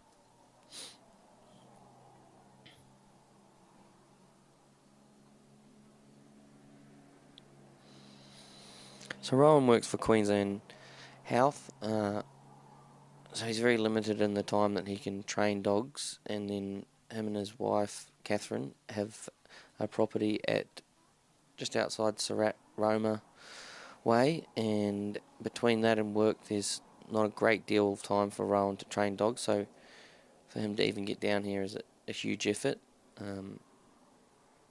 And he is very community orientated, as I said before. It's not just dog trialling he's involved with.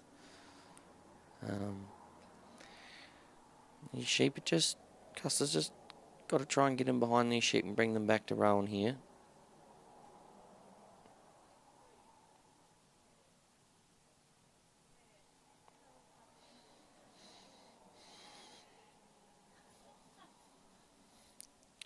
So like I was saying before, there's a unwritten rule, or a lot of the older boys tell you that sheep don't particularly like orange dogs. Due to the large numbers. Oh, and sheep's crossed Rowan there, which is disappointing for Rowan, but he's got a lot further than most people this weekend, so he can't be too upset with himself.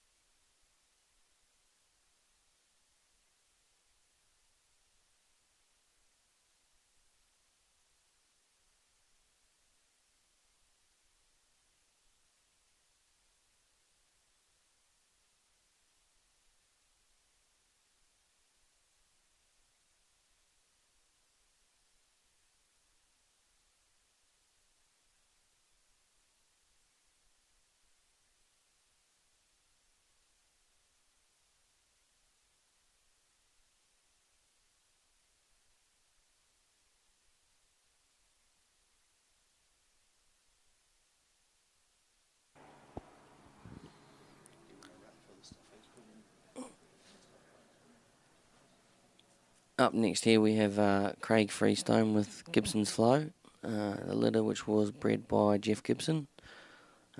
Flo would be 4-year-old, coming up 5. She has had a litter of pups and Craig has retained 2 of those. So she's off here. She's definitely the softer sided dog, and she's just going to have to get in behind these sheep here.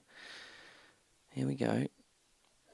So Craig won't be too worried about the sheep moving off her because she is a softer dog, so it's the confrontation that you don't want. But there's a nice cast. So Craig Freestone is another great community man that we have up here in Queensland. Has done a lot for trialling. He was treasurer for many years of our association. He owns a dog boarding kennels down on the Gold Coast there called Bark Royal, and he's run that for a while with his wife and his brother. He has twin daughters, and no, I cannot tell them apart. I've been pretty good mates with Craig over the past 4 or 5 years, and been lucky enough for him to feed me a lot of knowledge from what he's learned over the years of dog trialling, which has helped me in a big way. So we get on quite well, Craig and I. So he's just going to ask Flo to cover these sheep here a little bit and try and just block them up, show the sheep that she can be where they are at all times. So ideally he'll just want to calm the dog down a little bit here, let these sheep see that she's not a threat, and then he'll just start to slowly work them into the delivery circle and then swing them around the peg. Craig was good enough to head back to Brisbane Wednesday, and pick up the New Zealand team who arrived for the test matches, which will follow today. So he's done a lot. He was here on Wednesday morning with me and Mick Rigby and a few others setting up the yards. So he's a very community-minded man again, given a lot to the sport. He represented in Geelong with a dog called Elanco Reba. She's retired, and Flo looks to be the next one in Craig's list that will hopefully push him for another representative spot.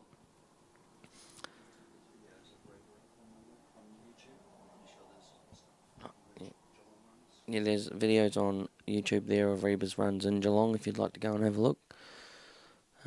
He was unsuccessful on making the Australian team that year down there, but I do believe that Flo set the highest novice score for a novice dog in the opening round down there in Geelong. She didn't go on and win it, but the potential for that dog to be a good dog was shown there, and Craig's held on to her and continued to work with her. So she just swung them past the balance peg, so Craig can leave whenever he feels like now. They've got to break the plane completely, and they've broken and gone again. So now Flo's going to have to go and catch these. They head down the ground. She wants to pull them up. So every time they're more than 9 metres away from Craig on the carry, he will lose a point, but everyone's done that today, so he's not too worried. So these sheep just split a little bit here. This one sheep's really not happy. She's caught it and put it back to its mates. And Craig will just walk. He's very calm and quiet as well. Very like Bailey Knight. An aspect you don't hear them a lot on the trial ground. So Flo just tuck these sheep back in here on line. Just settle them down a little bit. Still trying it on Flo. See, this litter is not a bad litter either, bred by Jeff Gibson. I've got a brother to her in my camp at the moment, and you wouldn't think they're related. And Flo's just got to catch this one sheep here, and he's just taking his mates with him back to the fence. But Craig won't be worried. It's done it to a lot of dogs this weekend. If he can get home from here, he'll be okay. And the sheep just won't give up. Here we go. Craig will just try and settle Flo down now. Release the pressure on these sheep. So you'll want to bring them back around and put them through the gap before he can leave this obstacle. So normally we have a leader, or what we call a leader in the 3 sheep. And that leader can change throughout the trial, or throughout your run, I should say, sorry. So you've just, it's, I guess, stock sense that you learn over time. Some people have got it from an early age or understand it. Craig's been around long enough that he'll know what the leader is out there, and he'll try and get Flo to work him. Once Flo's worked him, hopefully the other 2 follow. Sounds easy, but it's not. But he's just breaking these sheep back down after they had a little bit of a run. Everything's calm.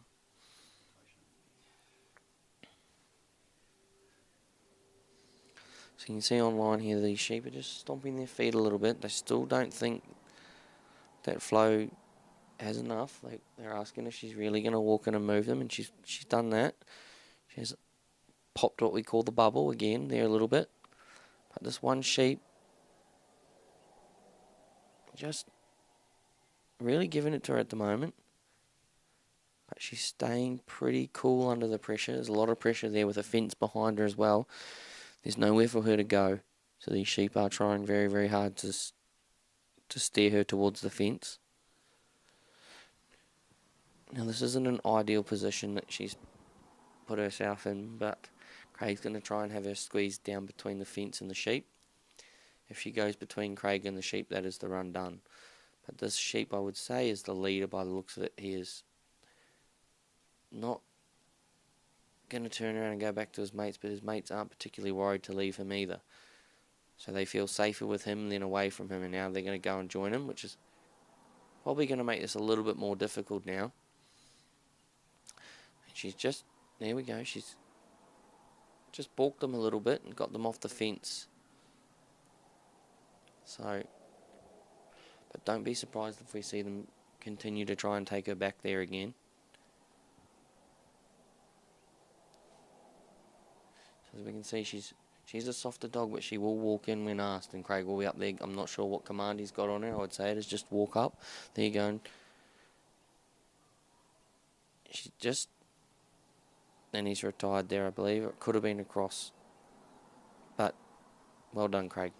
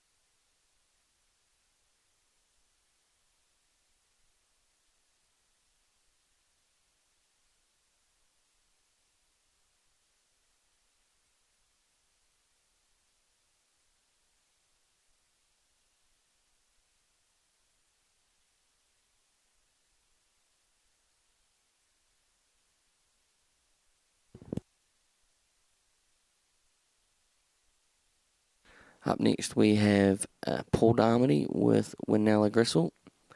Probably a good name for a dog, considering Paul Darmody is a butcher. Quite a well-known one down there in New South Wales. He was a rep this year. So he's just sent this dog out. to his right as we're looking down the ground here. And this dog's just pulling in nice and slow. Dummy's just pulled him up. Now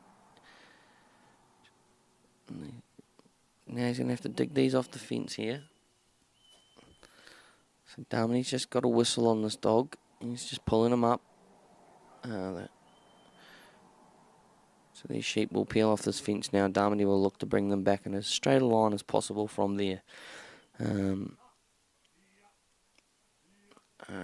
just needs to settle these sheep slightly here. There we go, he stopped them. The sheep has stopped and they're having a look at the dog. Darmody will ask this dog to approach slowly and cautiously, not to upset these sheep. And they're just going to test this dog again, see if he will cover. There we go. Now the sheep have got a good view of the dog, and the dog's got a good view of them. The dog's just having a look.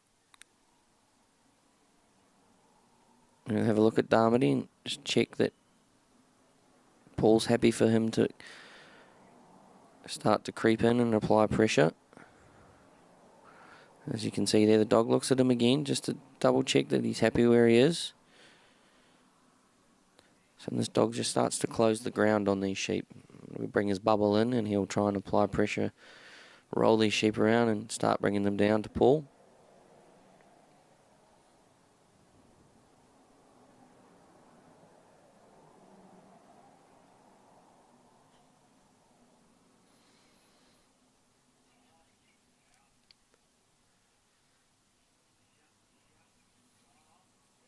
Here we go on these sheep again, like a lot of dogs this morning. They're going to put it on it and just see if the dog has enough to hold them. What we mean by that is if the sheep feel that the dog can't hold the ground that the sheep want to take, they will just continue to walk this dog back to where they came from. So it's a fine line about having a soft dog that can approach sheep in a nice manner, but also having enough presence and feel and hold to hold sheep from wanting to take the dog down the ground.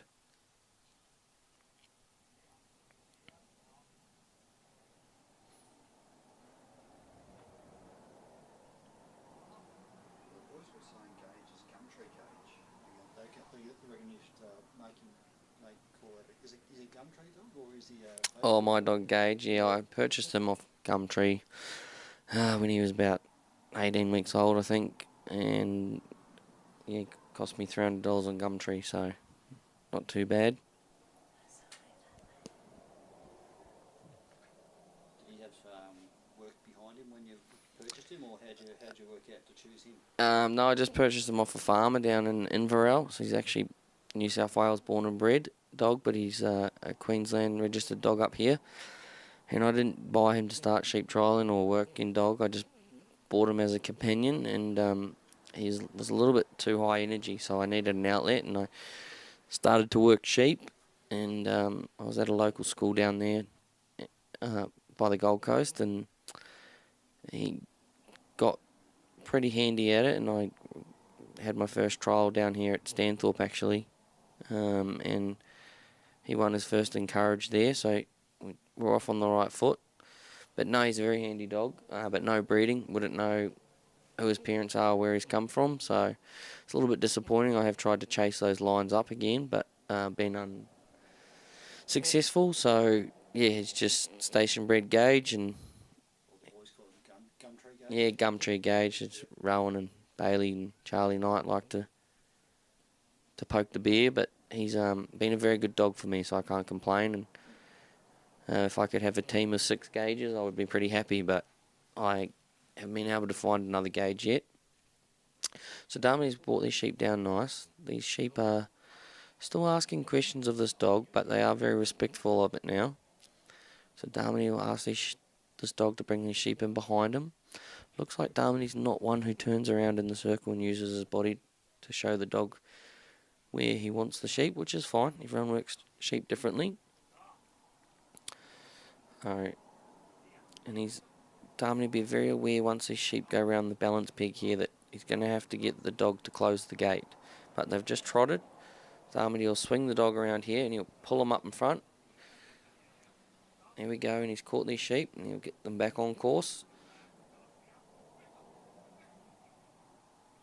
Darmity's walking now. So once Darmity started, he cannot stop or change pace, regardless of what happens. Darmity must walk a straight line from point A to point B. So Gristle will catch these sheep up here in the middle of the corridor. Darmity will just push them out. Just try and give them a little bit more room on these sheep just to push the bubble out and ask Gristle to go back.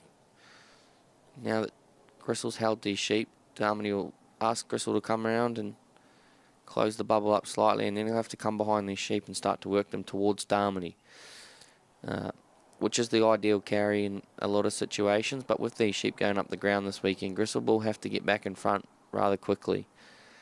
But he seems to have broke these sheep down nicely here. They're just in the middle of the corridor.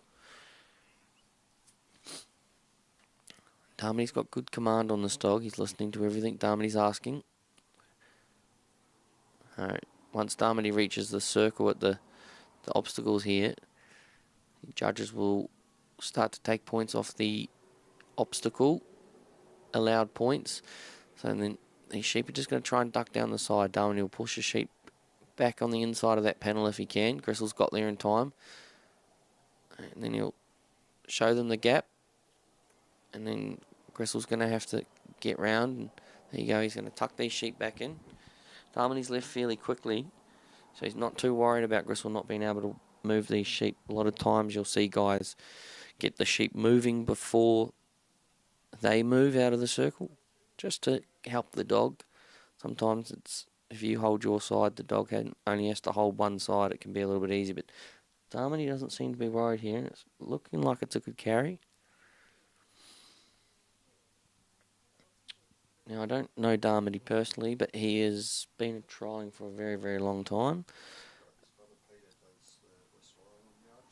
And his brother's trialling as well in the yard section. And Darmity is a butcher by trade. Charlie Knight worked for Paul Darmity there for a while over the last couple of years, which Barry Knight would have been very happy about. If you're out there, Barry, that Charlie left home for a couple of years, but he's now back. But Paul's got these sheep walking nicely, and they're just, dog's not upsetting them. And neither is Paul. Sometimes sheep don't like the handler either, so it can be you upsetting the sheep just as much as the dog. So Paul will ask Gristle to walk in here and start to close the bubble up. Ideally, you'll just try and roll that back sheep around, show them the race. They're just not quite ready to have a look. There we go, one's had a look. It just needs to get the one at the back there closest to Gristle to have a look. They're going to turn around. There we go. And he's lined them up. And that's great work there from Paul and Gristle.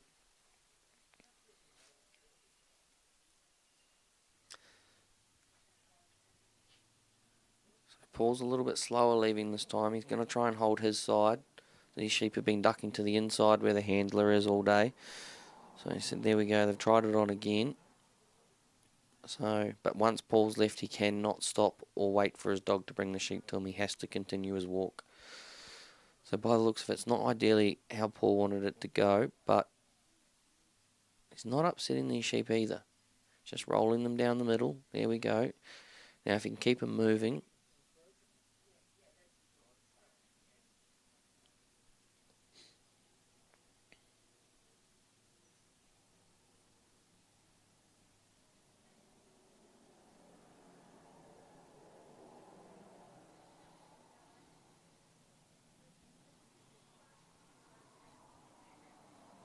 and Paul's just going to try to line these sheep up, and then they're going to try to duck the inside between Paul and the obstacle. So Paul will get into the circle, more or less hold his side there. You can't help but the pressure and presence of yourself sometimes is enough for you to hold your side, and the dog just has to work these sheep in. Wants them to have a look. There you go, they've had a look. Now if Paul can, there you go, he's applied the right amount of pressure. Sheep will go straight off. Paul will bring the dog to the inside. Just close this gate a little bit. There you go. The dog's just tucked in behind Paul. They'll start to walk. Paul's very wary that these sheep will want to go to the inside of him, so he's brought the dog with him. So it's 2 against 3 here. They'll both hold aside. There you go. And The sheep aren't looking to come towards the casting pig here. They will want to go home. So Gristle's doing a great job here. And Paul will just help him hold the side. The presence of Paul being there is allowed. So the presence of a person is different from each type of person, to how they walk, to the way they carry themselves. Someone like Bailey Knight probably has a little bit less presence than someone that we saw this morning, Stephen Cross, who's quite a large man, can be quite intimidating for sheep. But Paul's done well here. They've just ducked on the inside. Paul won't be worried. It's been fairly tidy. If he can get these home and close the gate, he'll be in the game. And they're just going to put it on the dog here and see if he can move him, which he does. So Paul's just going to get in the set here. And he'll take a breath and just hope these sheep pull up, which they have. And he's just going to ask the dog to put the sheep on the gate here.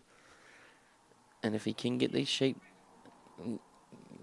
Gristle's picked up a scent out there. It could have been a bitch that's on heat or coming into season or just finished earlier in the day. But he's back on the job. So Paul will try and put them on the gate here, I would say, and just roll them down the gate, meaning that Gristle's only got to cover one side. But with 3 minutes, he's got all the time in the world. So he won't be panicking. He's been there before. So this sheep's just stomping its feet a little bit, just wants to know if the dog's got enough energy left to turn him around and put him in the pen. But he's walking in nice and straight.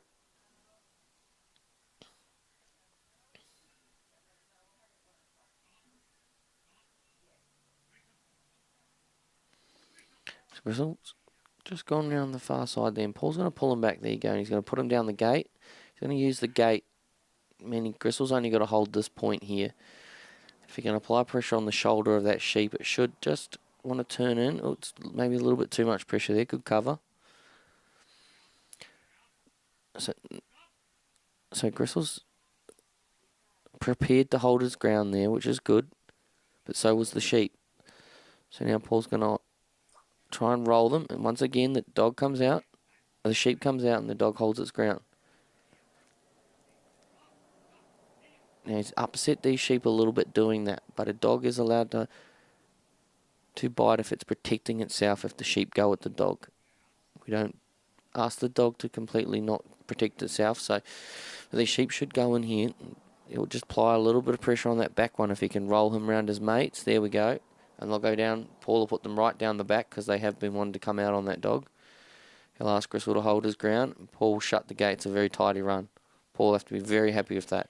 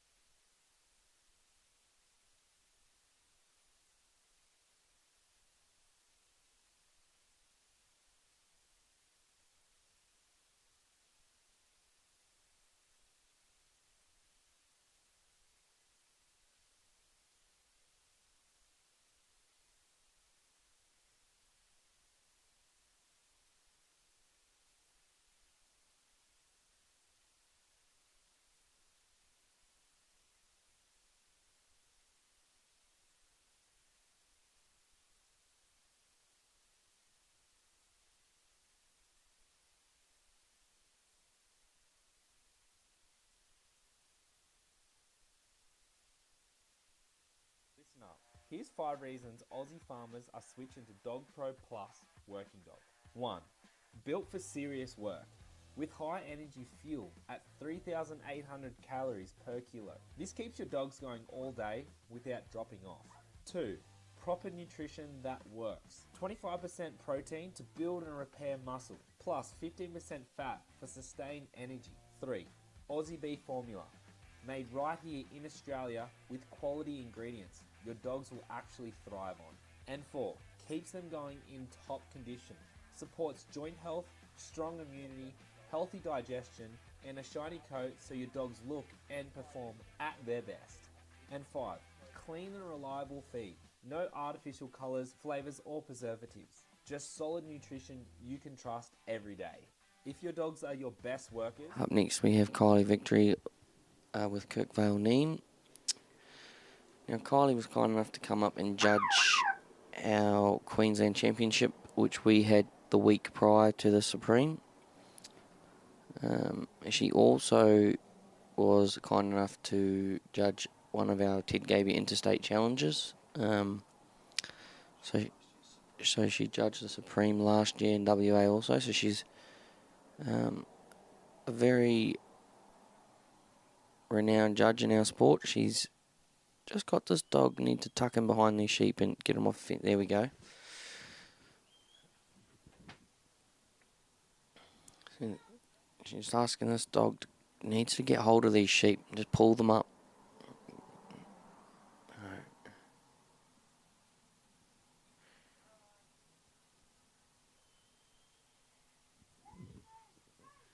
And now it's not ideal when they split into 3 different mobs like this, and Kylie's got a full team of dogs, so she knows what to do. She'll try and bring them back as a mob. But these sheep are not settling for this dog at all. But she will give her best effort to get this dog to grip these sheep and just pull them up.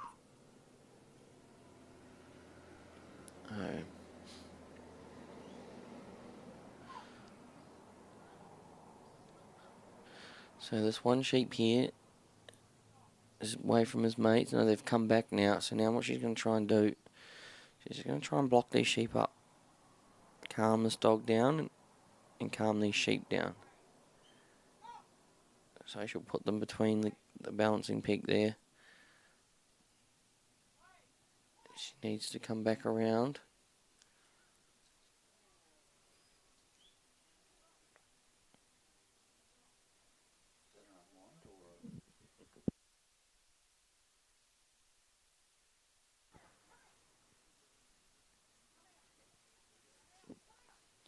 So the dog's just starting to get a hold of these sheep, and she'll continue to try and break these sheep down. It was a bit of a rushed start, but if she can get this dog stopped and these sheep just have a look at this dog.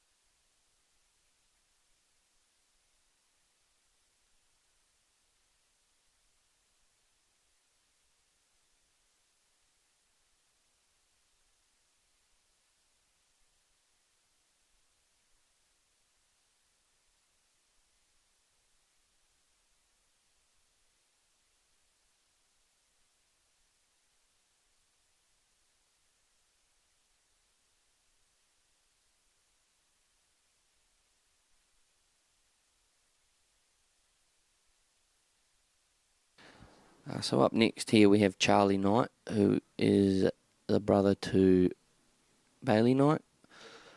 Yeah, Charlie's quite confident that he's got Bailey's number. Charlie's just recently moved back to Queensland in the last 12 months. He was working for Paul Darmody, who we saw earlier.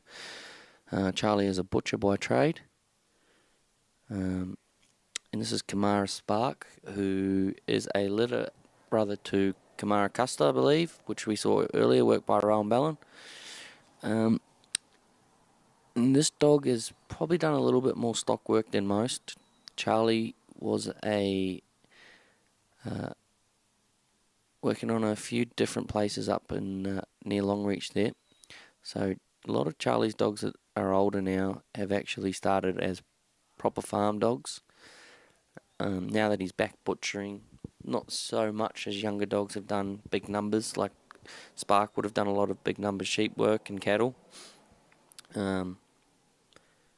Charlie in his own right has been very successful and holds his own in Queensland and at any national trials that he goes to. It's in the blood. Barrier's a very, very handy trialer as well, and he's got 2 sons that have followed in his footsteps and joined the sport.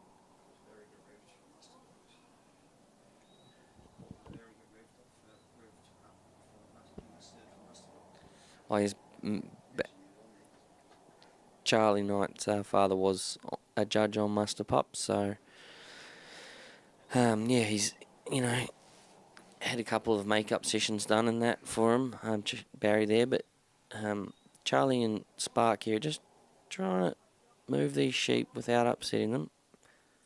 Spark can be quite a strong dog.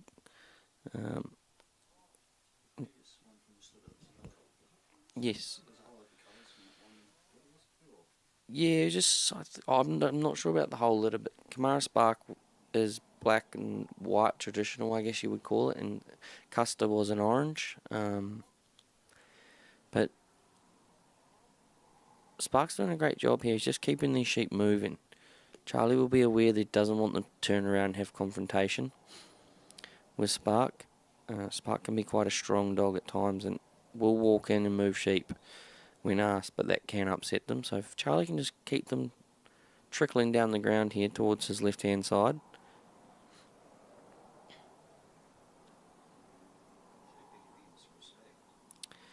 Yeah, Spark can be a little... There we go, he's got good footwork and good cover. He will grip these sheep and not let them go. He's a very, very good dog at holding sheep, and Charlie breaking him in on, I guess, mobs up in Longreach there and whatnot. Spark had to be a little bit stronger than the traditional trial dog that you might call and ask people for. But Spark's doing a good job here. He's just bringing him down nice and straight, and these sheep are still asking a question.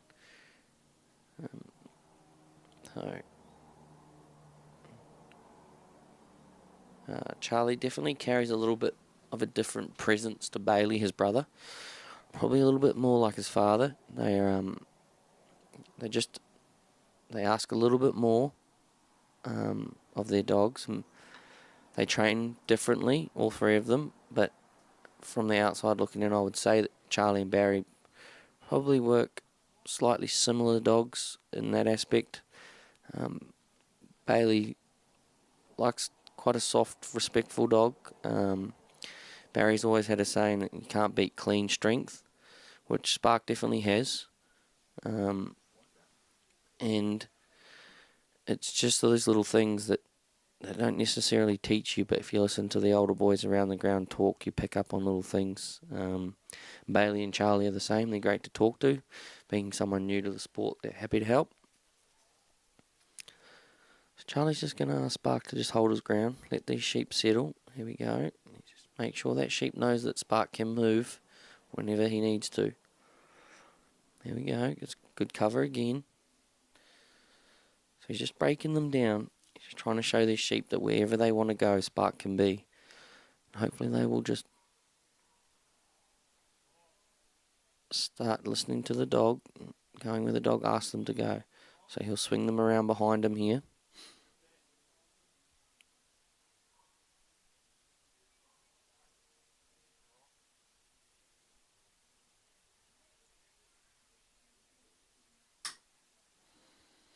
So I guess the good thing about Queensland is there's a few of us young fellas at the moment that are all in it at the same time. Myself, Bailey, Rowan, Charlie, we're all around the same age, except Rowan, he's got a couple of years on all of us, but we all get along quite well, and we probably annoy Bailey too much for ideas on how to fix dogs and that, but Charlie's had a lot of success himself, so he's definitely not by any means in Bailey's shadow or his father's. He's just probably been a little bit too busy at work, but he's getting to a lot more trials now, and he's got a good little young team there. He's actually got a dog off his dad, under Guy Dugan, which is a very handy dog, and he's got a couple of dogs that his brother's bred, and Charlie's got a couple as well that he's bred himself, so he's just building a little team. These sheep are off course, but they're not genuinely upset. There we go. I've just got a break, and that one sheep again just going to ask Spark if he got enough to hold him, which he does. He puts him back with his mates. So Charlie will try and get them back on course and just walk them through the gap.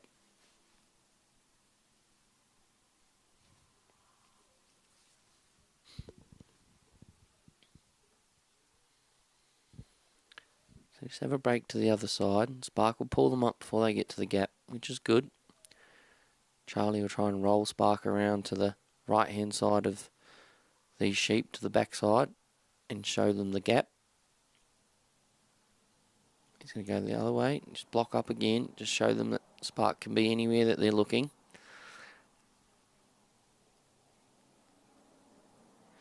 He'll roll Spark around here, try and show these sheep the gap.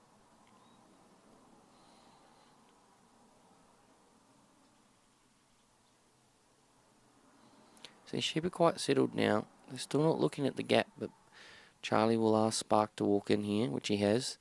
The sheep will go through the gap. Now Spark's going to have to get around there and block them up again, which we've had to do all weekend, or all week I should say, sorry.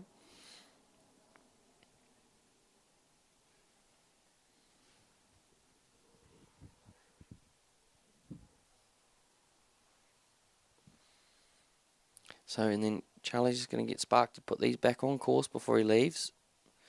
Here we go. And now Spark being a little bit on the stronger side, Charlie won't worry about leaving his sheep behind with Spark.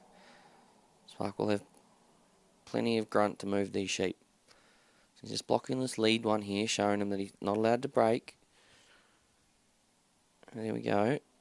Spark will tuck back in behind. So he might have to catch them again. Ideally, Charlie just wants Spark to work the shoulder or the hip of these sheep and just hold them off the fence or off the cone on that far side. These sheep are going to put it on him here. Spark's got them covered though. And just walk them along now. If he can get Spark tucked in behind. There we go.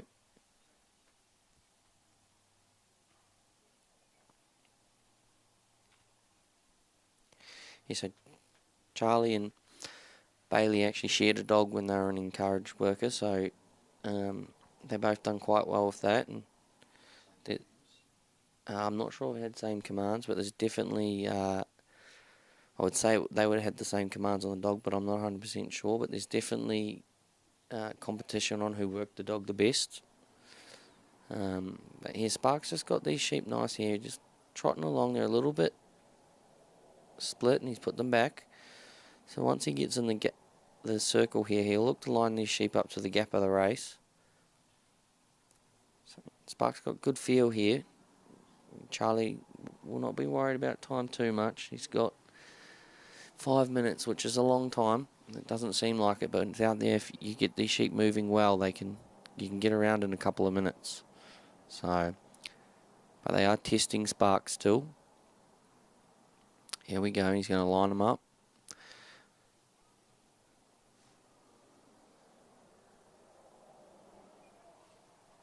Here we go. He's got them through.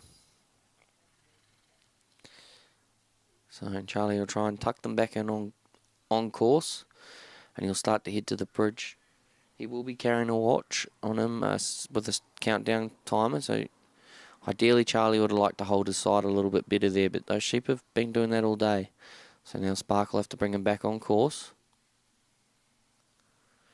Charlie will be carrying a clock that'll count down and tell him how long. I think once we get under 5 minutes, it'll tell you every minute. And then Spark's just had to cover these sheep a little bit here. Now they're going to try and take ground off Spark. Not ideal, but Charlie won't be stressing. They've done it to a lot of dogs today. If he can get home tidy from here, he'll be somewhere thereabouts.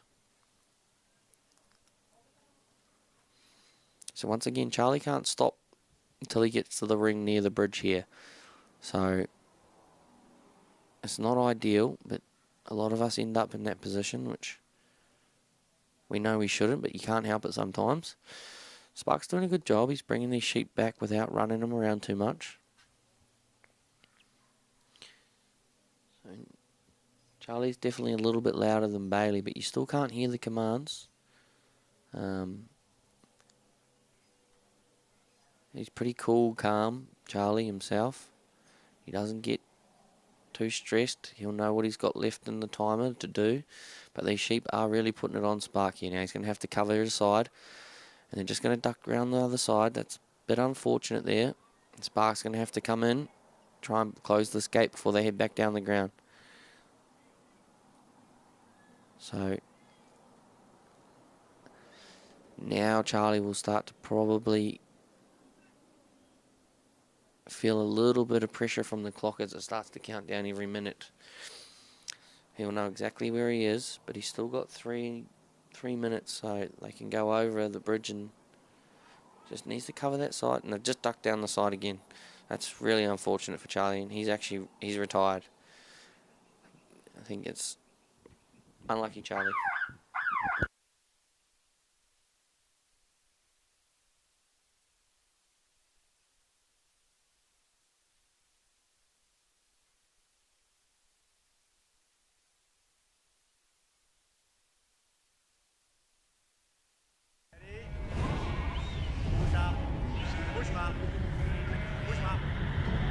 Big day. Other one tomorrow.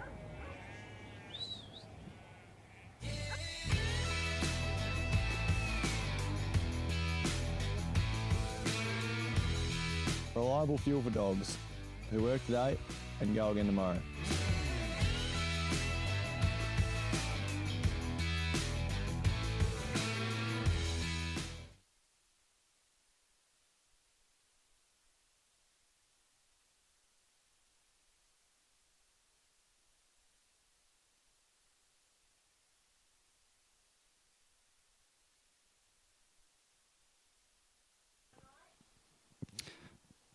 Thanks to Scott for giving me some commentary then.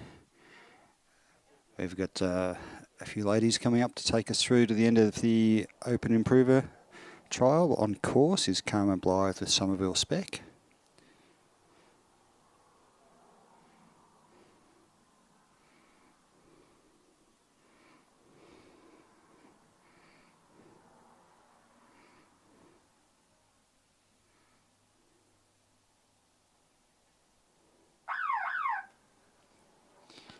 And time has started. Spec's gone right around that little gap area. The sheep haven't mobbed up yet, so they haven't seen Spec. One of them has turned into its mates, or this could be a threat. So they're just trying to work out how much presence Spec has, how much of a threat Spec is. Jenny's got Spec in a nice position there to bring the sheep back. It's just a matter of how the initial introduction goes. And they've decided they're going to do a bit of a test.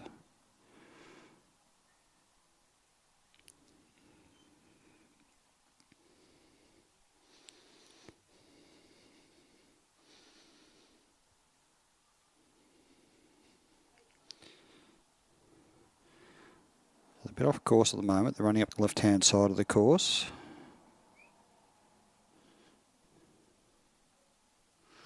You can see they're on the wrong side of the bridge to where Gina is. Spec will have to work him across the ground. They have actually been working across the ground better than working up and down the ground.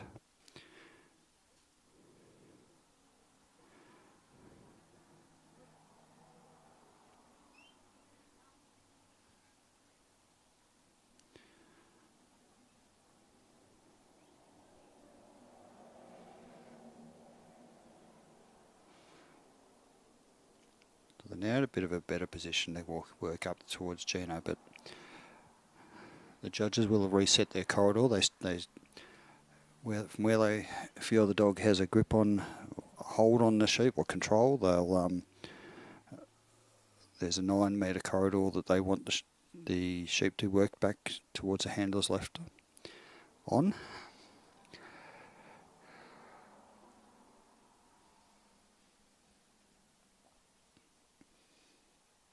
You can see our judge just walking past because that 9 metres has changed.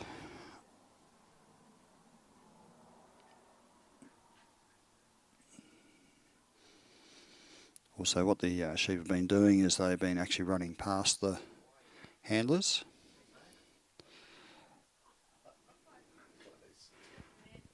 And I'll pass the microphone over to our esteemed person who's going to talk you through it. You'll know him by his voice.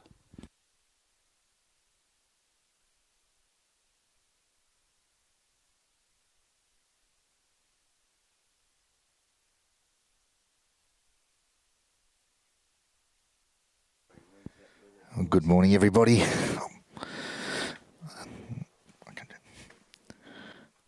Carmen Blythe out there. We're coming to the end of our first round of the Supreme Dogpro Supreme Sheepdog Championship.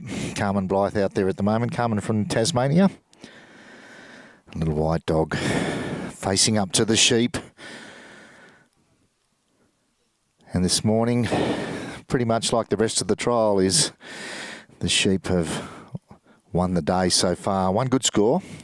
Anthony Ireland posted a score which will take him into the top 20, but not too much else to brag about. The sheep have been tough. Oh, she's had a little bump, a little breakaway. Just needed to do something, and she decided that I'll step in and nudge that sheep. Might work, might pay off. And there's these white dogs drawing the sheep, getting the sheep to face up to the dog and creating that confrontation. What has she got here? She's got a horny one on the left, a big one in the middle, and the one she nipped is a smaller one, I think. Around they go. So they've gone through the gap between the 2 orange posts, and that's that section completed. And now she's got to carry him on her right-hand side up that corridor to the gap. A little breakaway there. Dog was onto it. And they're back on course, and see if she can hold them here. Been difficult to keep the old little guy had a run. Back on course. Dog was up to it. Covered it nicely. Popped him back in the corridor. Carmen, she's away. She's got the weight on the inside of the course towards the let out. To the left of the ground. Now they've had a bit of a run down the hill. Still on course. But they've got a head of steam up. Little dog comes to the front. Blocks them up.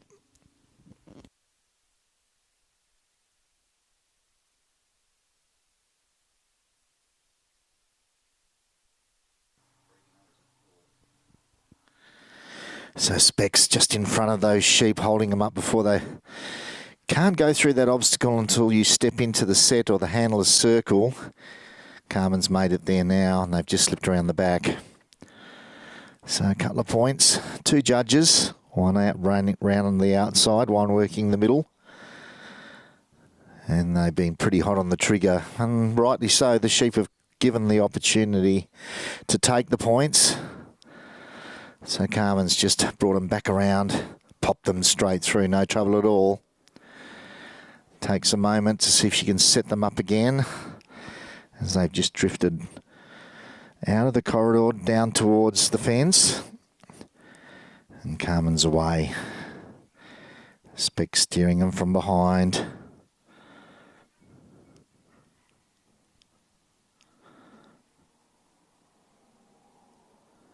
All the heads pointing in the right direction and looking good. There's just a bit of pressure as they pass the let out where all their mates are behind the fence. So they just feel an inclination to draw back down there. But Spec's right in the right spot, just behind their eye, on the shoulder. And that big sheep, lead sheep at the front's taking them along. And the other two look pretty happy, heads down. And so far, this part of the course is looking pretty tidy.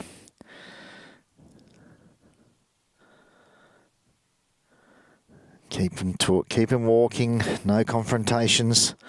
As Carmen gets to the next handler circle on the right-hand side of that freestanding raceway. She starts pointing them towards it. Just drifted off a little bit. Haven't got away yet. One's had a look. Two. In they go. Well, that was done pretty nicely. And I don't think she's wasting any time. She's away to the bridge. Now, the bridge has been a problem. And I just have been finding it a little bit difficult to get one sheep to lead up, although she's got a pretty good leader in this 3, so let's see if he takes them away. He's in the front again. And Speck's doing a beautiful job just steering him from behind. Just a little step out of course there. Back on the head. She picks the right sheep, rolls him around, and away they go again. And just breaking it off to the inside of the course and off out of that corridor. So, you know, 1 or 2 points going as she just gets a bit untidy coming up to the bridge. And she's trying to keep them moving so they don't settle on that dog. Here we go. Had a looker. Straight looking. Will he go? Straight up and straight over. Goodness me. Extremely well done. And they've had a little gallop off the bridge, but Speck, she's around, catching them. Carmen, she's taking no time at all to get around this course. She's rocking and rolling. Speck is just showing us how it's got to be done. Hanging on to that lead sheep, giving some ground, trying hard to steer him towards the pen. One's gone for a run. Speck's around to pick it up. Oh, it doesn't look happy. What can she do? Can she get on top of it? A little breakaway off to the left. Carmen's in the set. He's leading up. Where's he going to take him? Straight in. Carmen's going for the gate. They're settled. They're happy. Oh, he's turning around. Be careful. Dog covers that gate and the gate's shut. Carmen Blythe getting the job done with a fantastic run.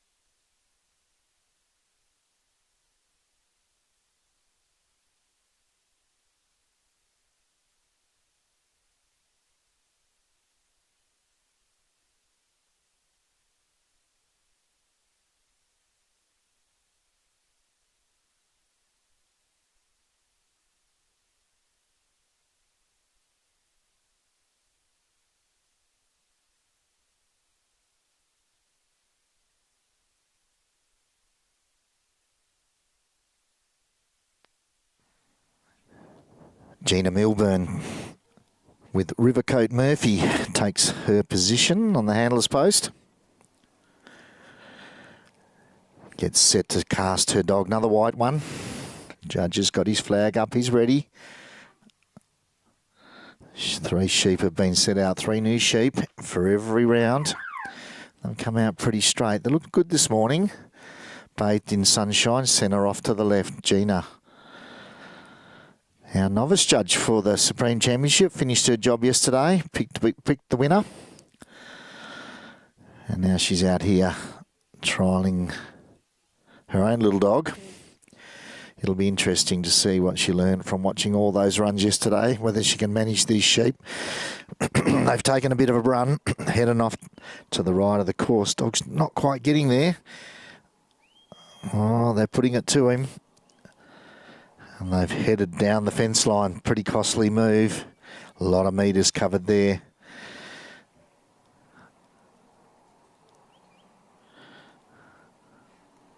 Murphy's just got to try and get in contact and get a grip on these 3.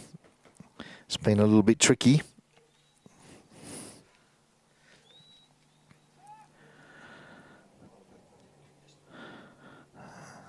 They're just really working their way down that fence line. Not the straight draw that she would have hoped for. Murphy starts to creep towards those 3 sheep. They're just not settled right at the moment. Twisting and turning, heading in all different directions.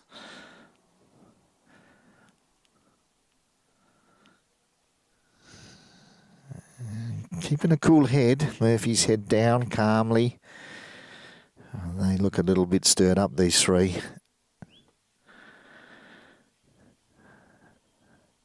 Again, they break down away from where Gina's standing. He changes them direction again, heads them in the right direction. Murphy holding his side, bringing them in along now. But that was an expensive little draw, I think. Every 9 metres of points deducted. And they're still heading in the wrong direction, really. Now they're coming straight. So Gina needs them to come on her left-hand side.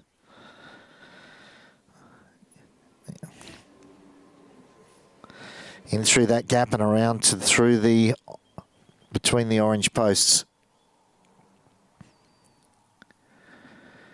And it's been a tricky part of the course. The sheep just feel the pressure of the handler. Certainly the pressure of the fence line and the judges and all the things behind it. And they sort of go through that gap and explode out. And it's just taking a little bit of work to get them to move in the right direction. Here they come. There's a big loping white dog, pure white.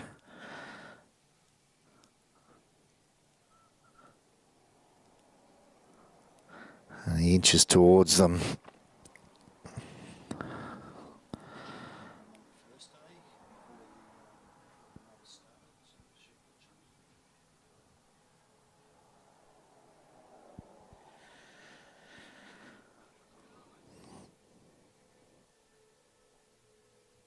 And he's nearly got them around now. They're pretty well positioned.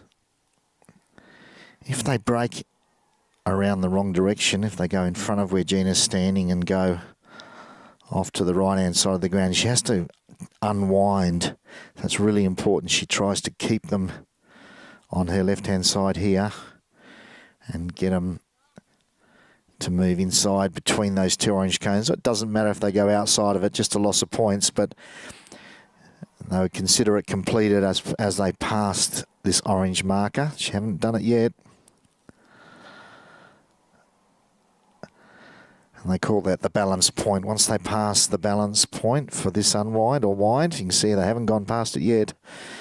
She's able to move, but they've just sort of turned around and gone the other way now. Here he comes. The big white dog steps in and gets them going, and they explode out as we said they might. And they're running.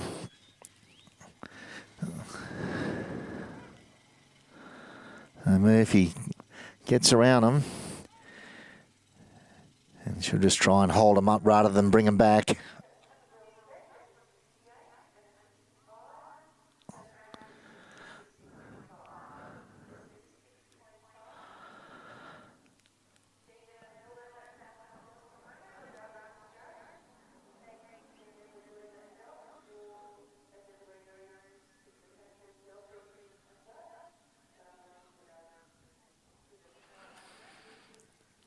So Jeannie's caught those sheep up now and she's heading towards that first obstacle. Dog's broken out pretty wide.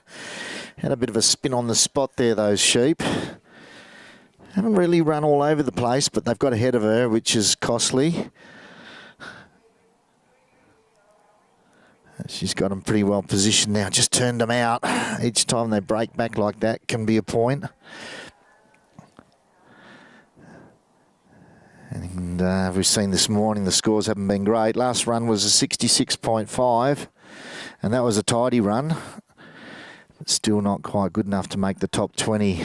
The sheep were very good on day one, very good on day two, and day three they destroyed a lot of dogs, and they got a little bit better in the last 2 days. And that's what weather conditions and draws will do. You think you've got everything right, you save your best dogs till last. But the sheep changed from day one, and they changed significantly. And they've really put it to the dog. These are older wethers, not easy sheep to work at the best of times. Can be a bit stroppy, a bit sulky sometimes too.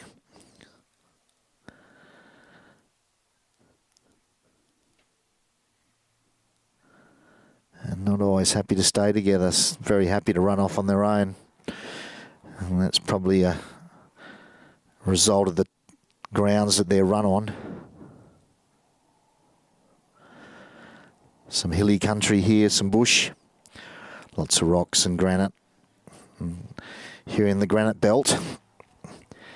So the sheep would be used to ducking around behind things and hiding in amongst the bush and trees. A little bit different to sheep that live in flat open paddocks.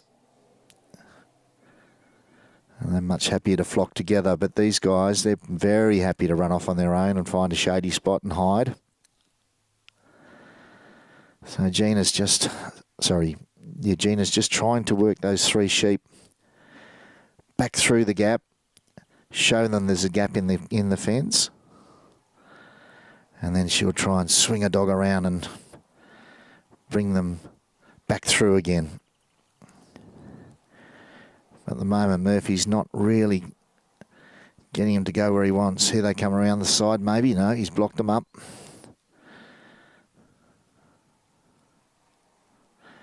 But if they're looking at the dog, they're not looking where they need to go, and that's the problem.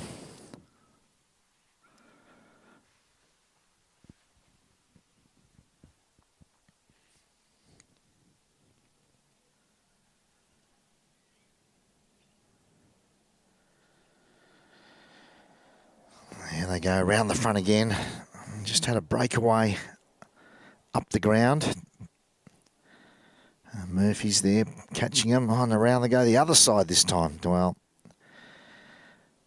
that's tough. That's a difficult move to get right. And he was just a bit late in moving. And he showed them an opportunity to break, and they took it.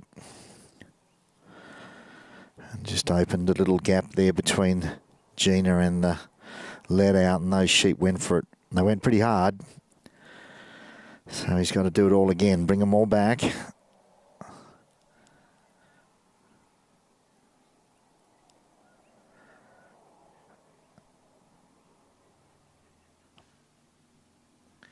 And now time becomes an issue. Took a little while to get them down. They ran around the fence. Took a little while to get them around that winding peg, casting peg. Went up the corridor at a rate of knots, and things sped up a little bit then, but this is just delaying everything because he's having to work so hard to bring them in front of that first obstacle. And 15 minutes ticks away pretty quickly, already down to 5.5 minutes left, and she'll struggle to get around to the pen. But first things first, let's get this gap. Where are they going to go? There, I've gone around the other side this time. So that's a frustrating day at the office for Gina. Each time she thinks she got him in front of the obstacle, they just slip down the behind again. Sheep have been run on this big ground and then headed down to the novice ground to be used a second time, shuffled together and then used again on the much smaller novice ground. And yesterday our top 6 ran off for the novice final. And that dog Kalgoorlie, Ramulam Kalgoorlie, WA bred, gets an opportunity to elevate and come up into the Improve Open class and will run last in this set.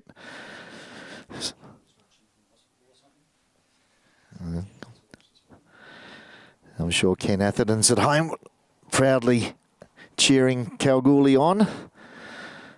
And the Ramulam breeding. They're in West Arthur in Western Australia.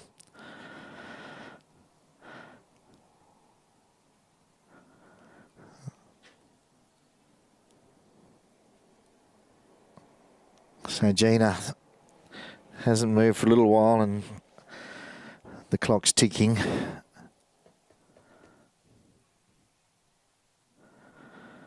I think she'll try and get this obstacle.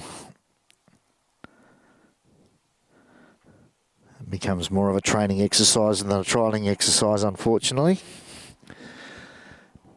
because the progression hasn't come as quickly as she would have liked.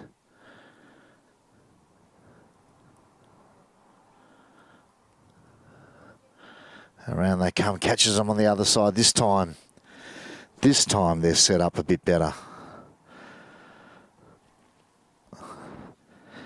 And, oh, nearly went through and he just turned them out. Well, that's the end of Gina. She decided that's enough. Little dog was getting a bit hot, a bit tired and probably not listening as well as she might have liked. And those sheep had checked out everywhere but the gap. So bad luck to Gina. We'll move on to our next run in a couple of minutes.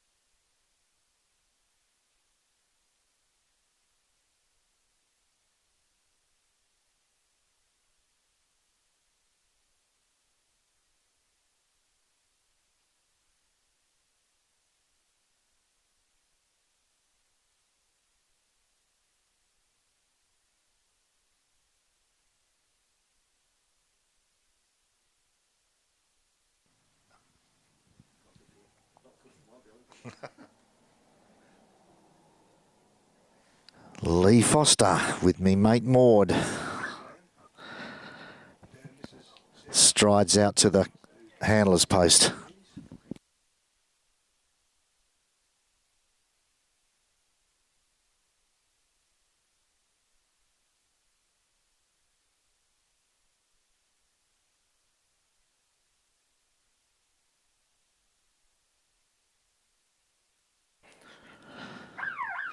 Lee Foster, me mate Maud, takes up the handler's post and away the dog goes.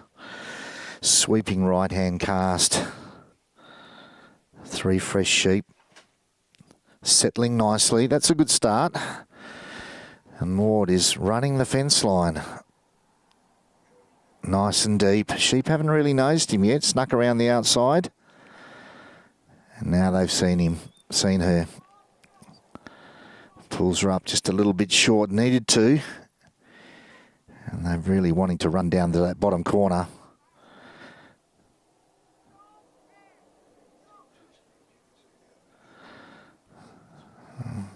And there they go again, straight same place as we saw with Gina's sheep, heading to that bottom right-hand side.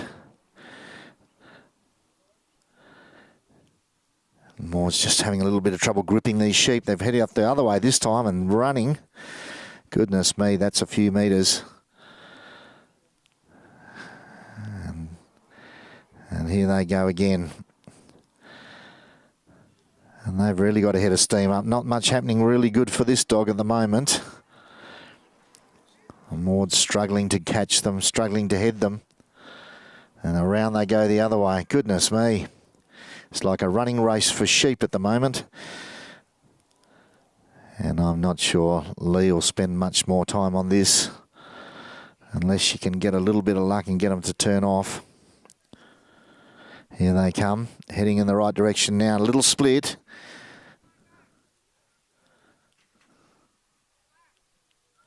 Oh, their heads up in the air. Twisting and turning, rolling around. And poor old Maud. She was coming out on a casual sort of stroll around the sheep and got a bit of a shock, I think, because those sheep took off like it was a running race. All three heads up in the air, they're not happy.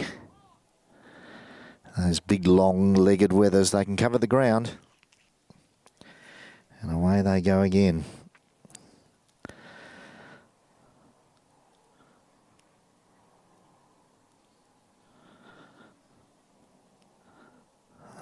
Hopefully a couple of seconds of settling and just see how we can get them to relax. But sometimes it's just an opportunity for the sheep to catch their breath before they go again.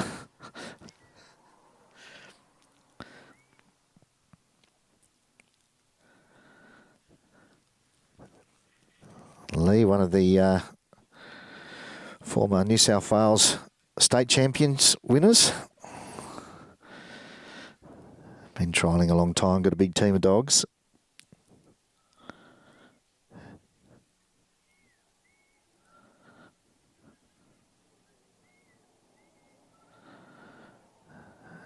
I think this dog's a little homebred dog.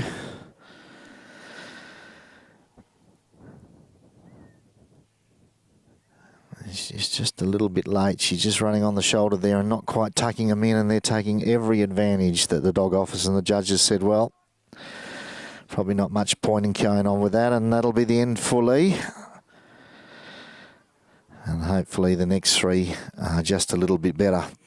2 more runs left before we know our top 20 for the Dogpro Supreme Sheepdog Championship.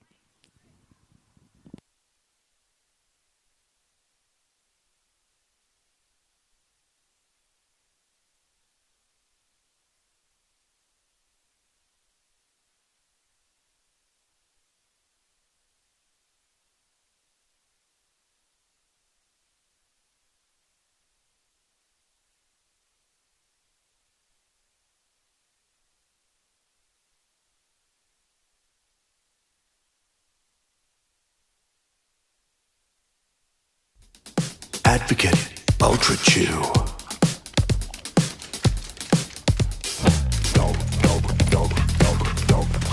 Mudball.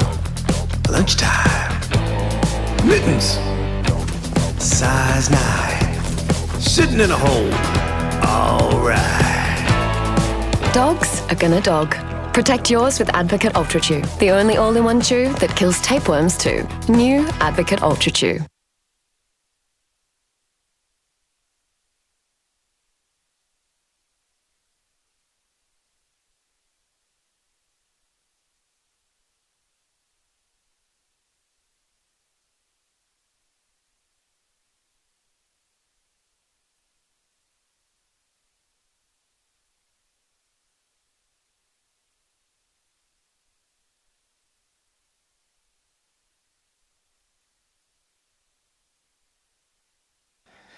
So Vicky Priestley steps to the handler's post.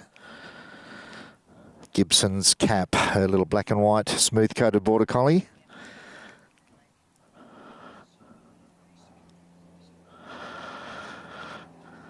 Three fresh sheep, out they come. And boy, they've been skittish this morning. Vicky sends her dog off to the left. No sheep have seen the dog yet, but as the let-out guy took a step away, they've just headed off to the right-hand side of the course. Nice deep cast, pulled up. We'll find out in a moment, but it could be fractionally short there because they really have been leaning right. Let's see what this little dog can do, Cap.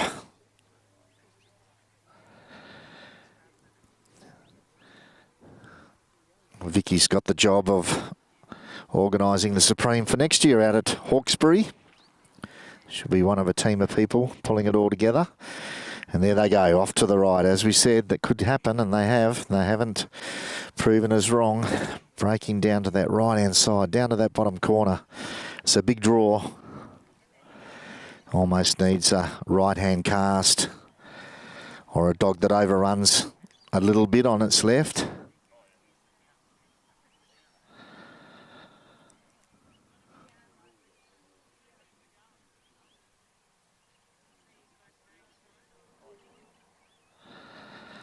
So they're down to the last 2 runs of the Dogpro Supreme Sheepdog Championship. Last couple of performers, Vicky Priestley and Cap. And then Rhonda O'Connell with Kalgoorlie will head out there as our last run for the day. For the morning, I should say. And then at 1 o'clock, they'll have a little break until 1 o'clock. And we'll start again with the Improver Final. Top 6 dogs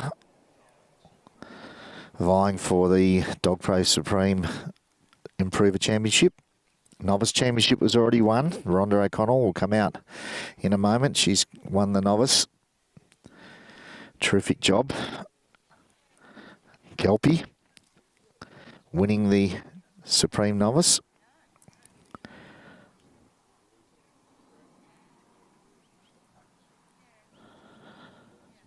But we're here with Cap trying hard to bring these sheep down. It's a beautiful day, not too much breeze, and nice bathed in sunshine, few clouds. Pretty much ideal weather, really. You would expect the sheep, if they're going to behave well, this would be the weather that would bring it out, but hasn't been the case this morning. They've just taken a few dogs to the cleaners.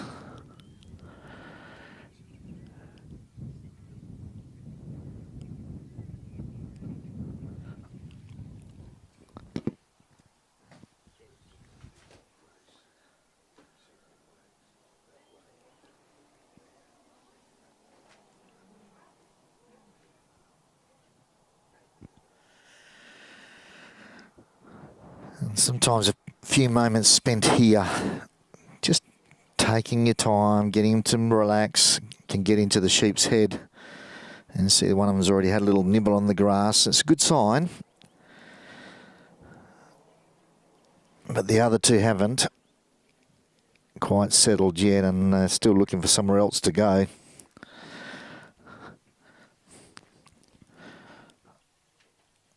Be nice if they just came straight in behind Vicky and saved us some time, because 15 minutes is really only just enough time if things go pretty well. Big round. And Cap's done a pretty good job, just rolling them around, picking the right sheep,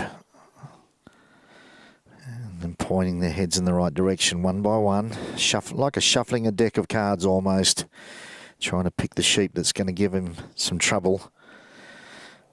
So far that big guy hasn't done much. It's the 2 little ones that have been swirling around, but if that big guy that's looking at her now gets a run on, he'll cover the ground.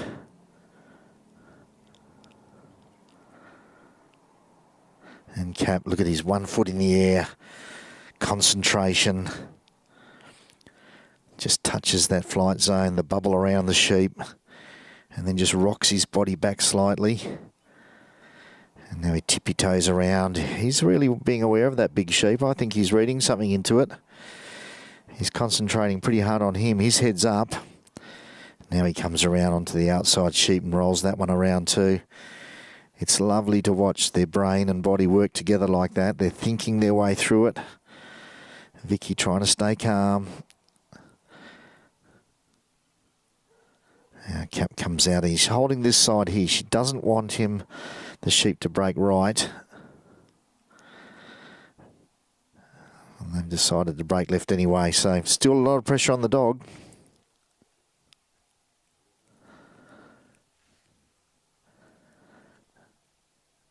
And already 5.5 minutes have ticked away. Most of the trialers carry a clock. They know what's going on. They've got a good indication of how long it takes to get from place to place. Here's that big guy, stepped up. Well, we knew he was going to do something at some point. He thought better of it. Cap was good enough. But he still keeps putting himself dog side.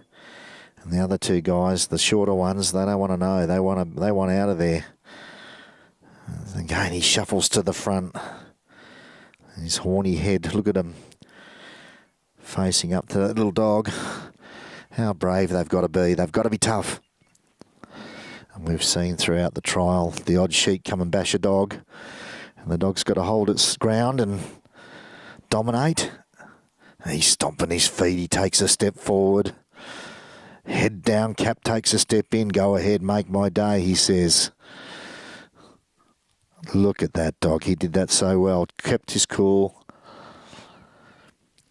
And now the big guy said, well, I don't want to be in front of that dog. Looks a bit scary. And the two little guys don't want to know either. So it's all paid off. Here they go in the right direction.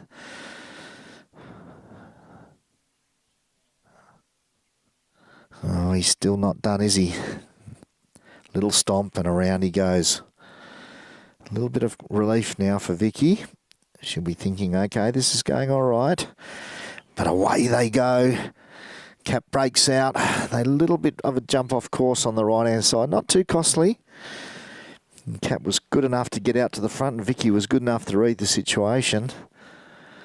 And that anticipation has paid off. She's put that dog right in front of the sheep and got them walking in the right direction. Just needs to bring them to the left of that line of markers. So they're on her right-hand side within the corridor. Couple of points for off course. But sometimes you'll spend those to keep them brains right, but they're away again. This time off to the left-hand side of the course.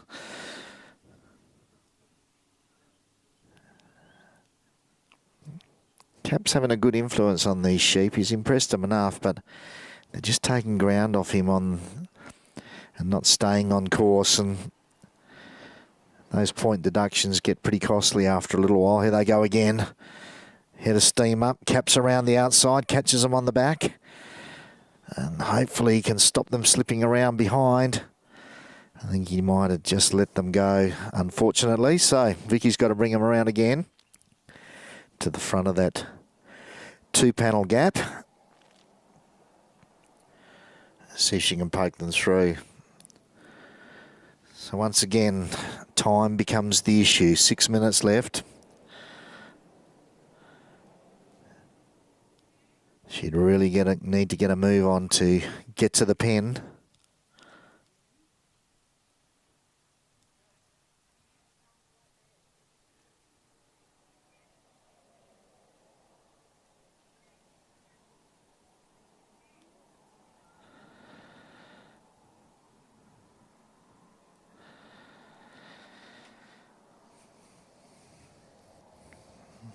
Once again, they just keep looking at the dog instead of looking where Vicky needs them to go. And they haven't seen that gap yet.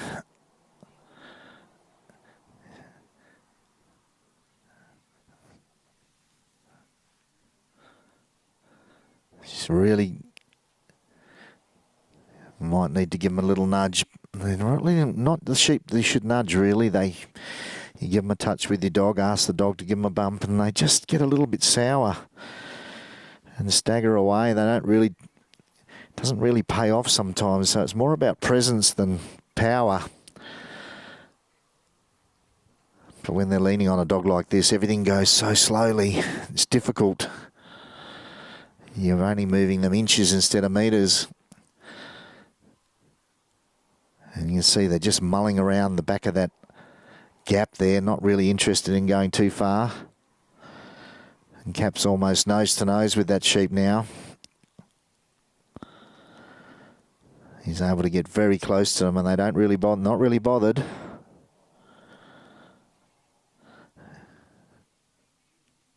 There we go, a little bump and a little break.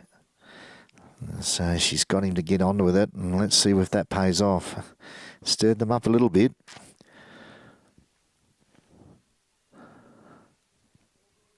You see, just snaking towards them, points them in now. He's popped them through the back way. Quickly get around, and he can put them through the right way and get on with it. He's shown them the gap. They didn't get too far away, well positioned. Roll that big guy around. And straight through, lovely work. They've run off again. Probably not much point in Vicky waiting there. She might as well get going. She'll try and bring him back on course before she steps out, but those points have already gone. So she's away.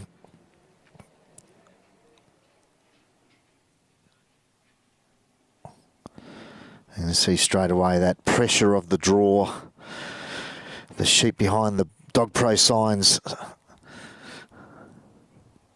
That's where they want to be. That's where they want to go. And the dog's got to work really hard to bring them into that 9-metre corridor on the right-hand side of where Vicky's walking. She's striding out. She'd be aware that time's getting away.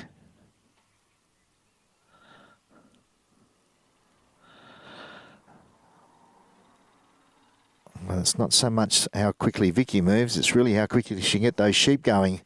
And at the moment, they're not going very fast at all.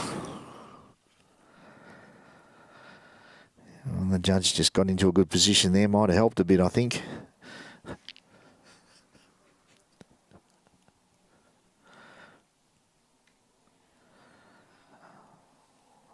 So here we go. Vicky will be pleased just to get this last obstacle before time does get away from her. Still a couple of minutes left. If things go well, she could have a crack at the bridge. She's got them pretty well placed. Heads in the right direction, looking. It's that big guy that's been leading the way, and he's standing back, so I don't know if the other two are that brave. And when your leader's not leading, the sheep don't go anywhere.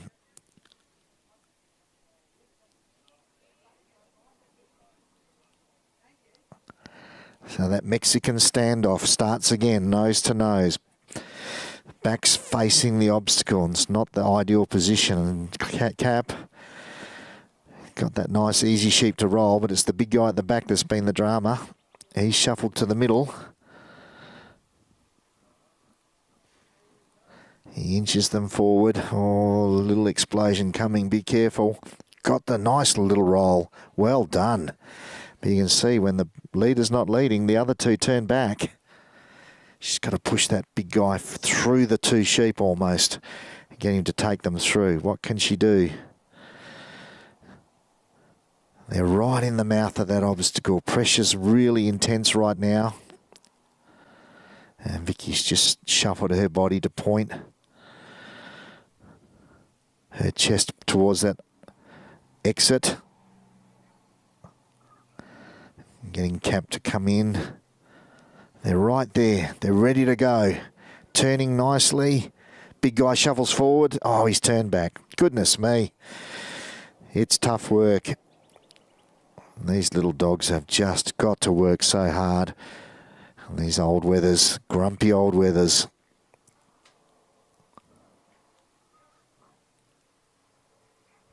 Little challenge. Cap was up to it, and out they come. Well done, Cap and Vicky. But time's going to beat her, I think. So her trial will finish in a sec. She'll be pleased with the work the dog's put in, but unfortunately, she won't progress. So Vicky Priestley and Cap complete their trial. We'll get a score for her shortly. A nice round of applause for Vicky. Working dogs, you already know one thing. They don't stop. Early mornings, long days, hard work. So what you're feeding them actually matters. That's why I use Dogpro Plus Working Dog. It's proudly Australian owned and Australian made product, built for our conditions, not overseas ones. This is a complete and balanced formula designed to keep your dog in peak condition, high protein to support muscle and recovery, healthy fats to keep their energy up all day, plus essential vitamins and minerals for strong bones, immunity and overall health. And it's not just performance. You'll notice it in their coat, their skin, even their teeth. Bottom line, if your dog works hard and never switches off, feed them something that actually keeps up. Head down to your local feed shop and grab some Dogpro Plus Working Dog.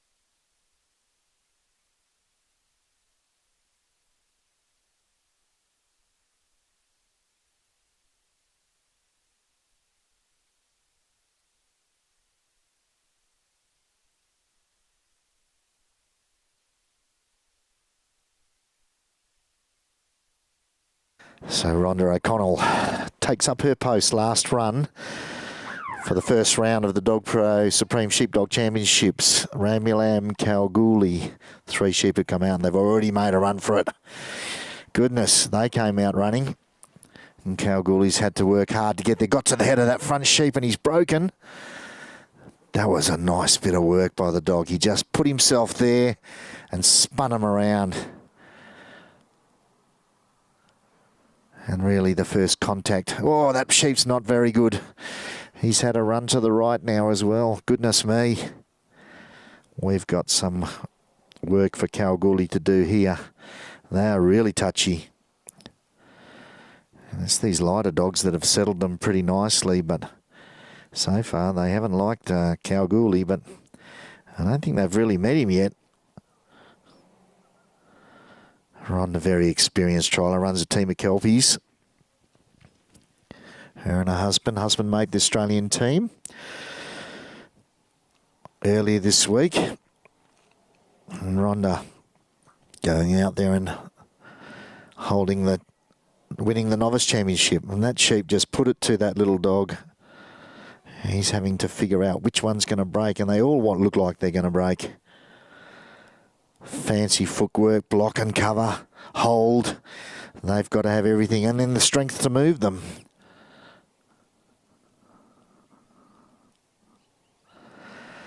Rolling them around. They haven't gone too fast on the spot, but it's a testing time. And Rhonda's just working them, inching them towards. Oh, a little breakaway. Kalgoorlie's there to block them. And they're set. Ready for around the winding peg. But here's the problem. The way they behave, they're likely to take off. And away they go. Kalgoorlie covers the ground. Big leggy dog gets there. Wasn't too costly. They had a little gallop.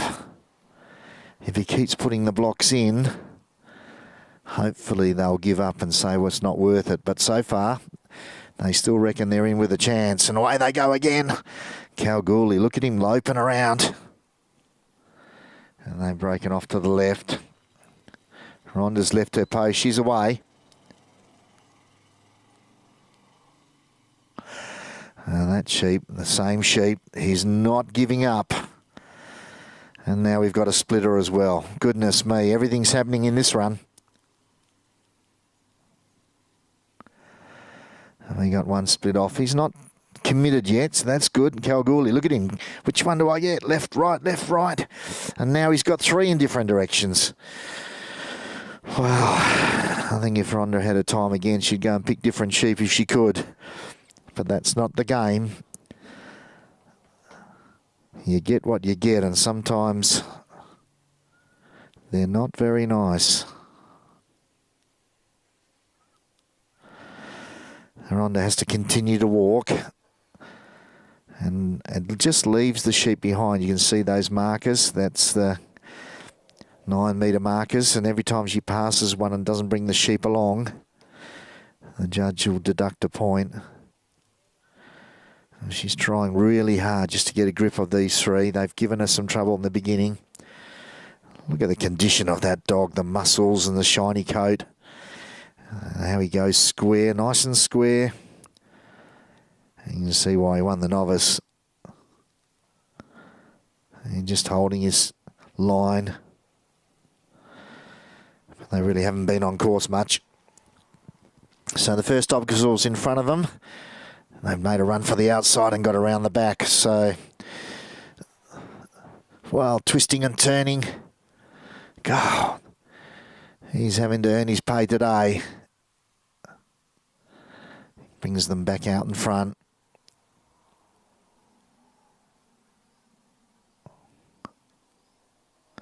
Sets them up well placed. Get one to have a little bit of a look. Breakaway. Kalgoorlie's there, covers that side.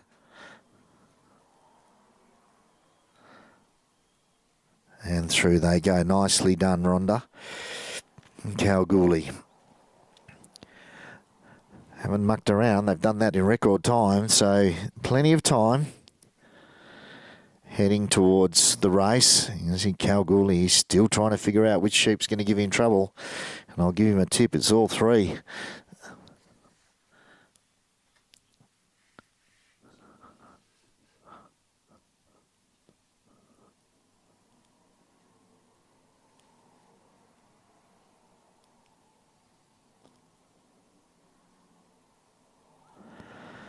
Now he's got him going nicely. He's just sitting behind that shoulder. Can't quite see if they're on course or not. It's a little bit hard to judge. They look like they're in the corridor nicely, heading towards that freestanding race. Yeah, judge is in a good position to see it anyway. Look at that. They're lining up. And I reckon they've gone straight through. Wow. Oh, that was pretty impressive. And from a rough start, she's going pretty nicely now. A little breakaway onto the right. They're still not settled though, are they? Look at them. Little gallop on. A little trot. Rhonda's away. She's heading to the ridge. Had a good trial so far, vying for a spot in the top 20 and also the Improver final.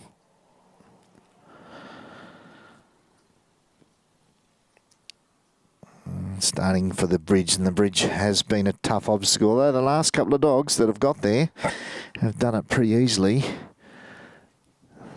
No confrontation yet other than the winding peg on this dog, so that could be a test for him to put him up that ramp. Pretty well placed, got him there nicely. Little roll around, one's had a look. Second one's looking. Oh, they've turned back on the dog. One's still there. He's going to go. Wow, straight up. Really nicely done. And Rhonda's got a ton of time. She has not mucked around at all.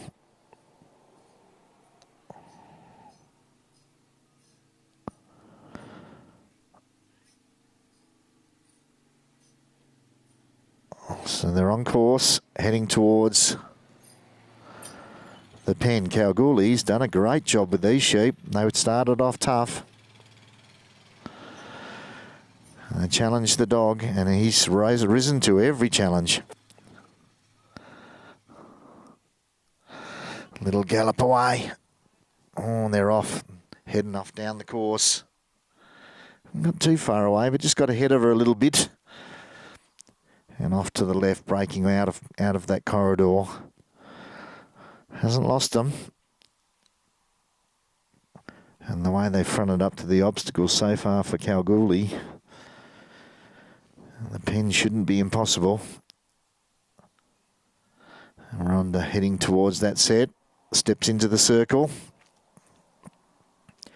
Sheep are well positioned. Oh, one nearly went straight in and just turned out a little bit. Kalgoorlie's got good footwork. He's got them covered. They're not getting away from him. He's got them well placed. And good. That's a really nice pen. Straight in. Rhonda's just going to ask him to step in a little bit. There she goes, going for the gate. They're settled. They look good. Heads into the back corner. Kalgoorlie covers the gap. And Rhonda O'Connell has a pretty good run. And our final run for our first round in the Dogpro Supreme. We'll get a score for her, and we'll have a updated improver final list, and we'll take a break now till 1 o'clock.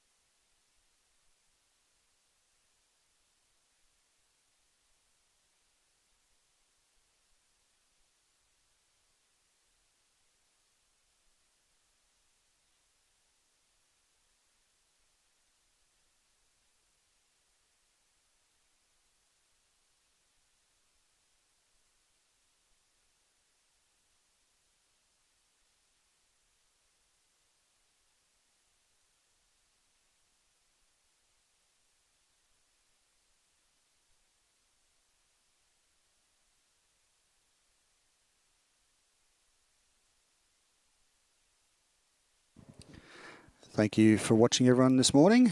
We've had some great commentary from Scott Stokes and from Simone Cross and Simon Lanning. Simon's in the finals, as you can see, for the Open, which will be tomorrow, but he's also in the final for the Elanco Improver Top 6, which will be run at 1 o'clock Eastern Australian time. So Simon's actually got 2 dogs in the final. He'll be first out with Marianne Vale Twister. Then second out will be Gary Barker with After All Wow. Third out will be Denise Hall with Ascot Eden. Fourth out will be Simon again with Old Man Gin. Fifth out will be Bailey Knight and Bales Alice with Bales Alice. And sixth out will be Anthony Moore with Collie Creek Fleck. So tune in, we'll be back at 1 o'clock and have a bit of a break. And thanks, Antonia. Looks like your dad's coming. Looks like Ben's coming back here for the weekend. He's in the final. So Ben Simmons is in the Open final. He had to fly back to South Australia for work this week, but he'll be back for the weekend. So we'll see how everyone in the Open goes and everyone in the Improver goes, and best wishes and best luck to everyone, and may your sheep be kind.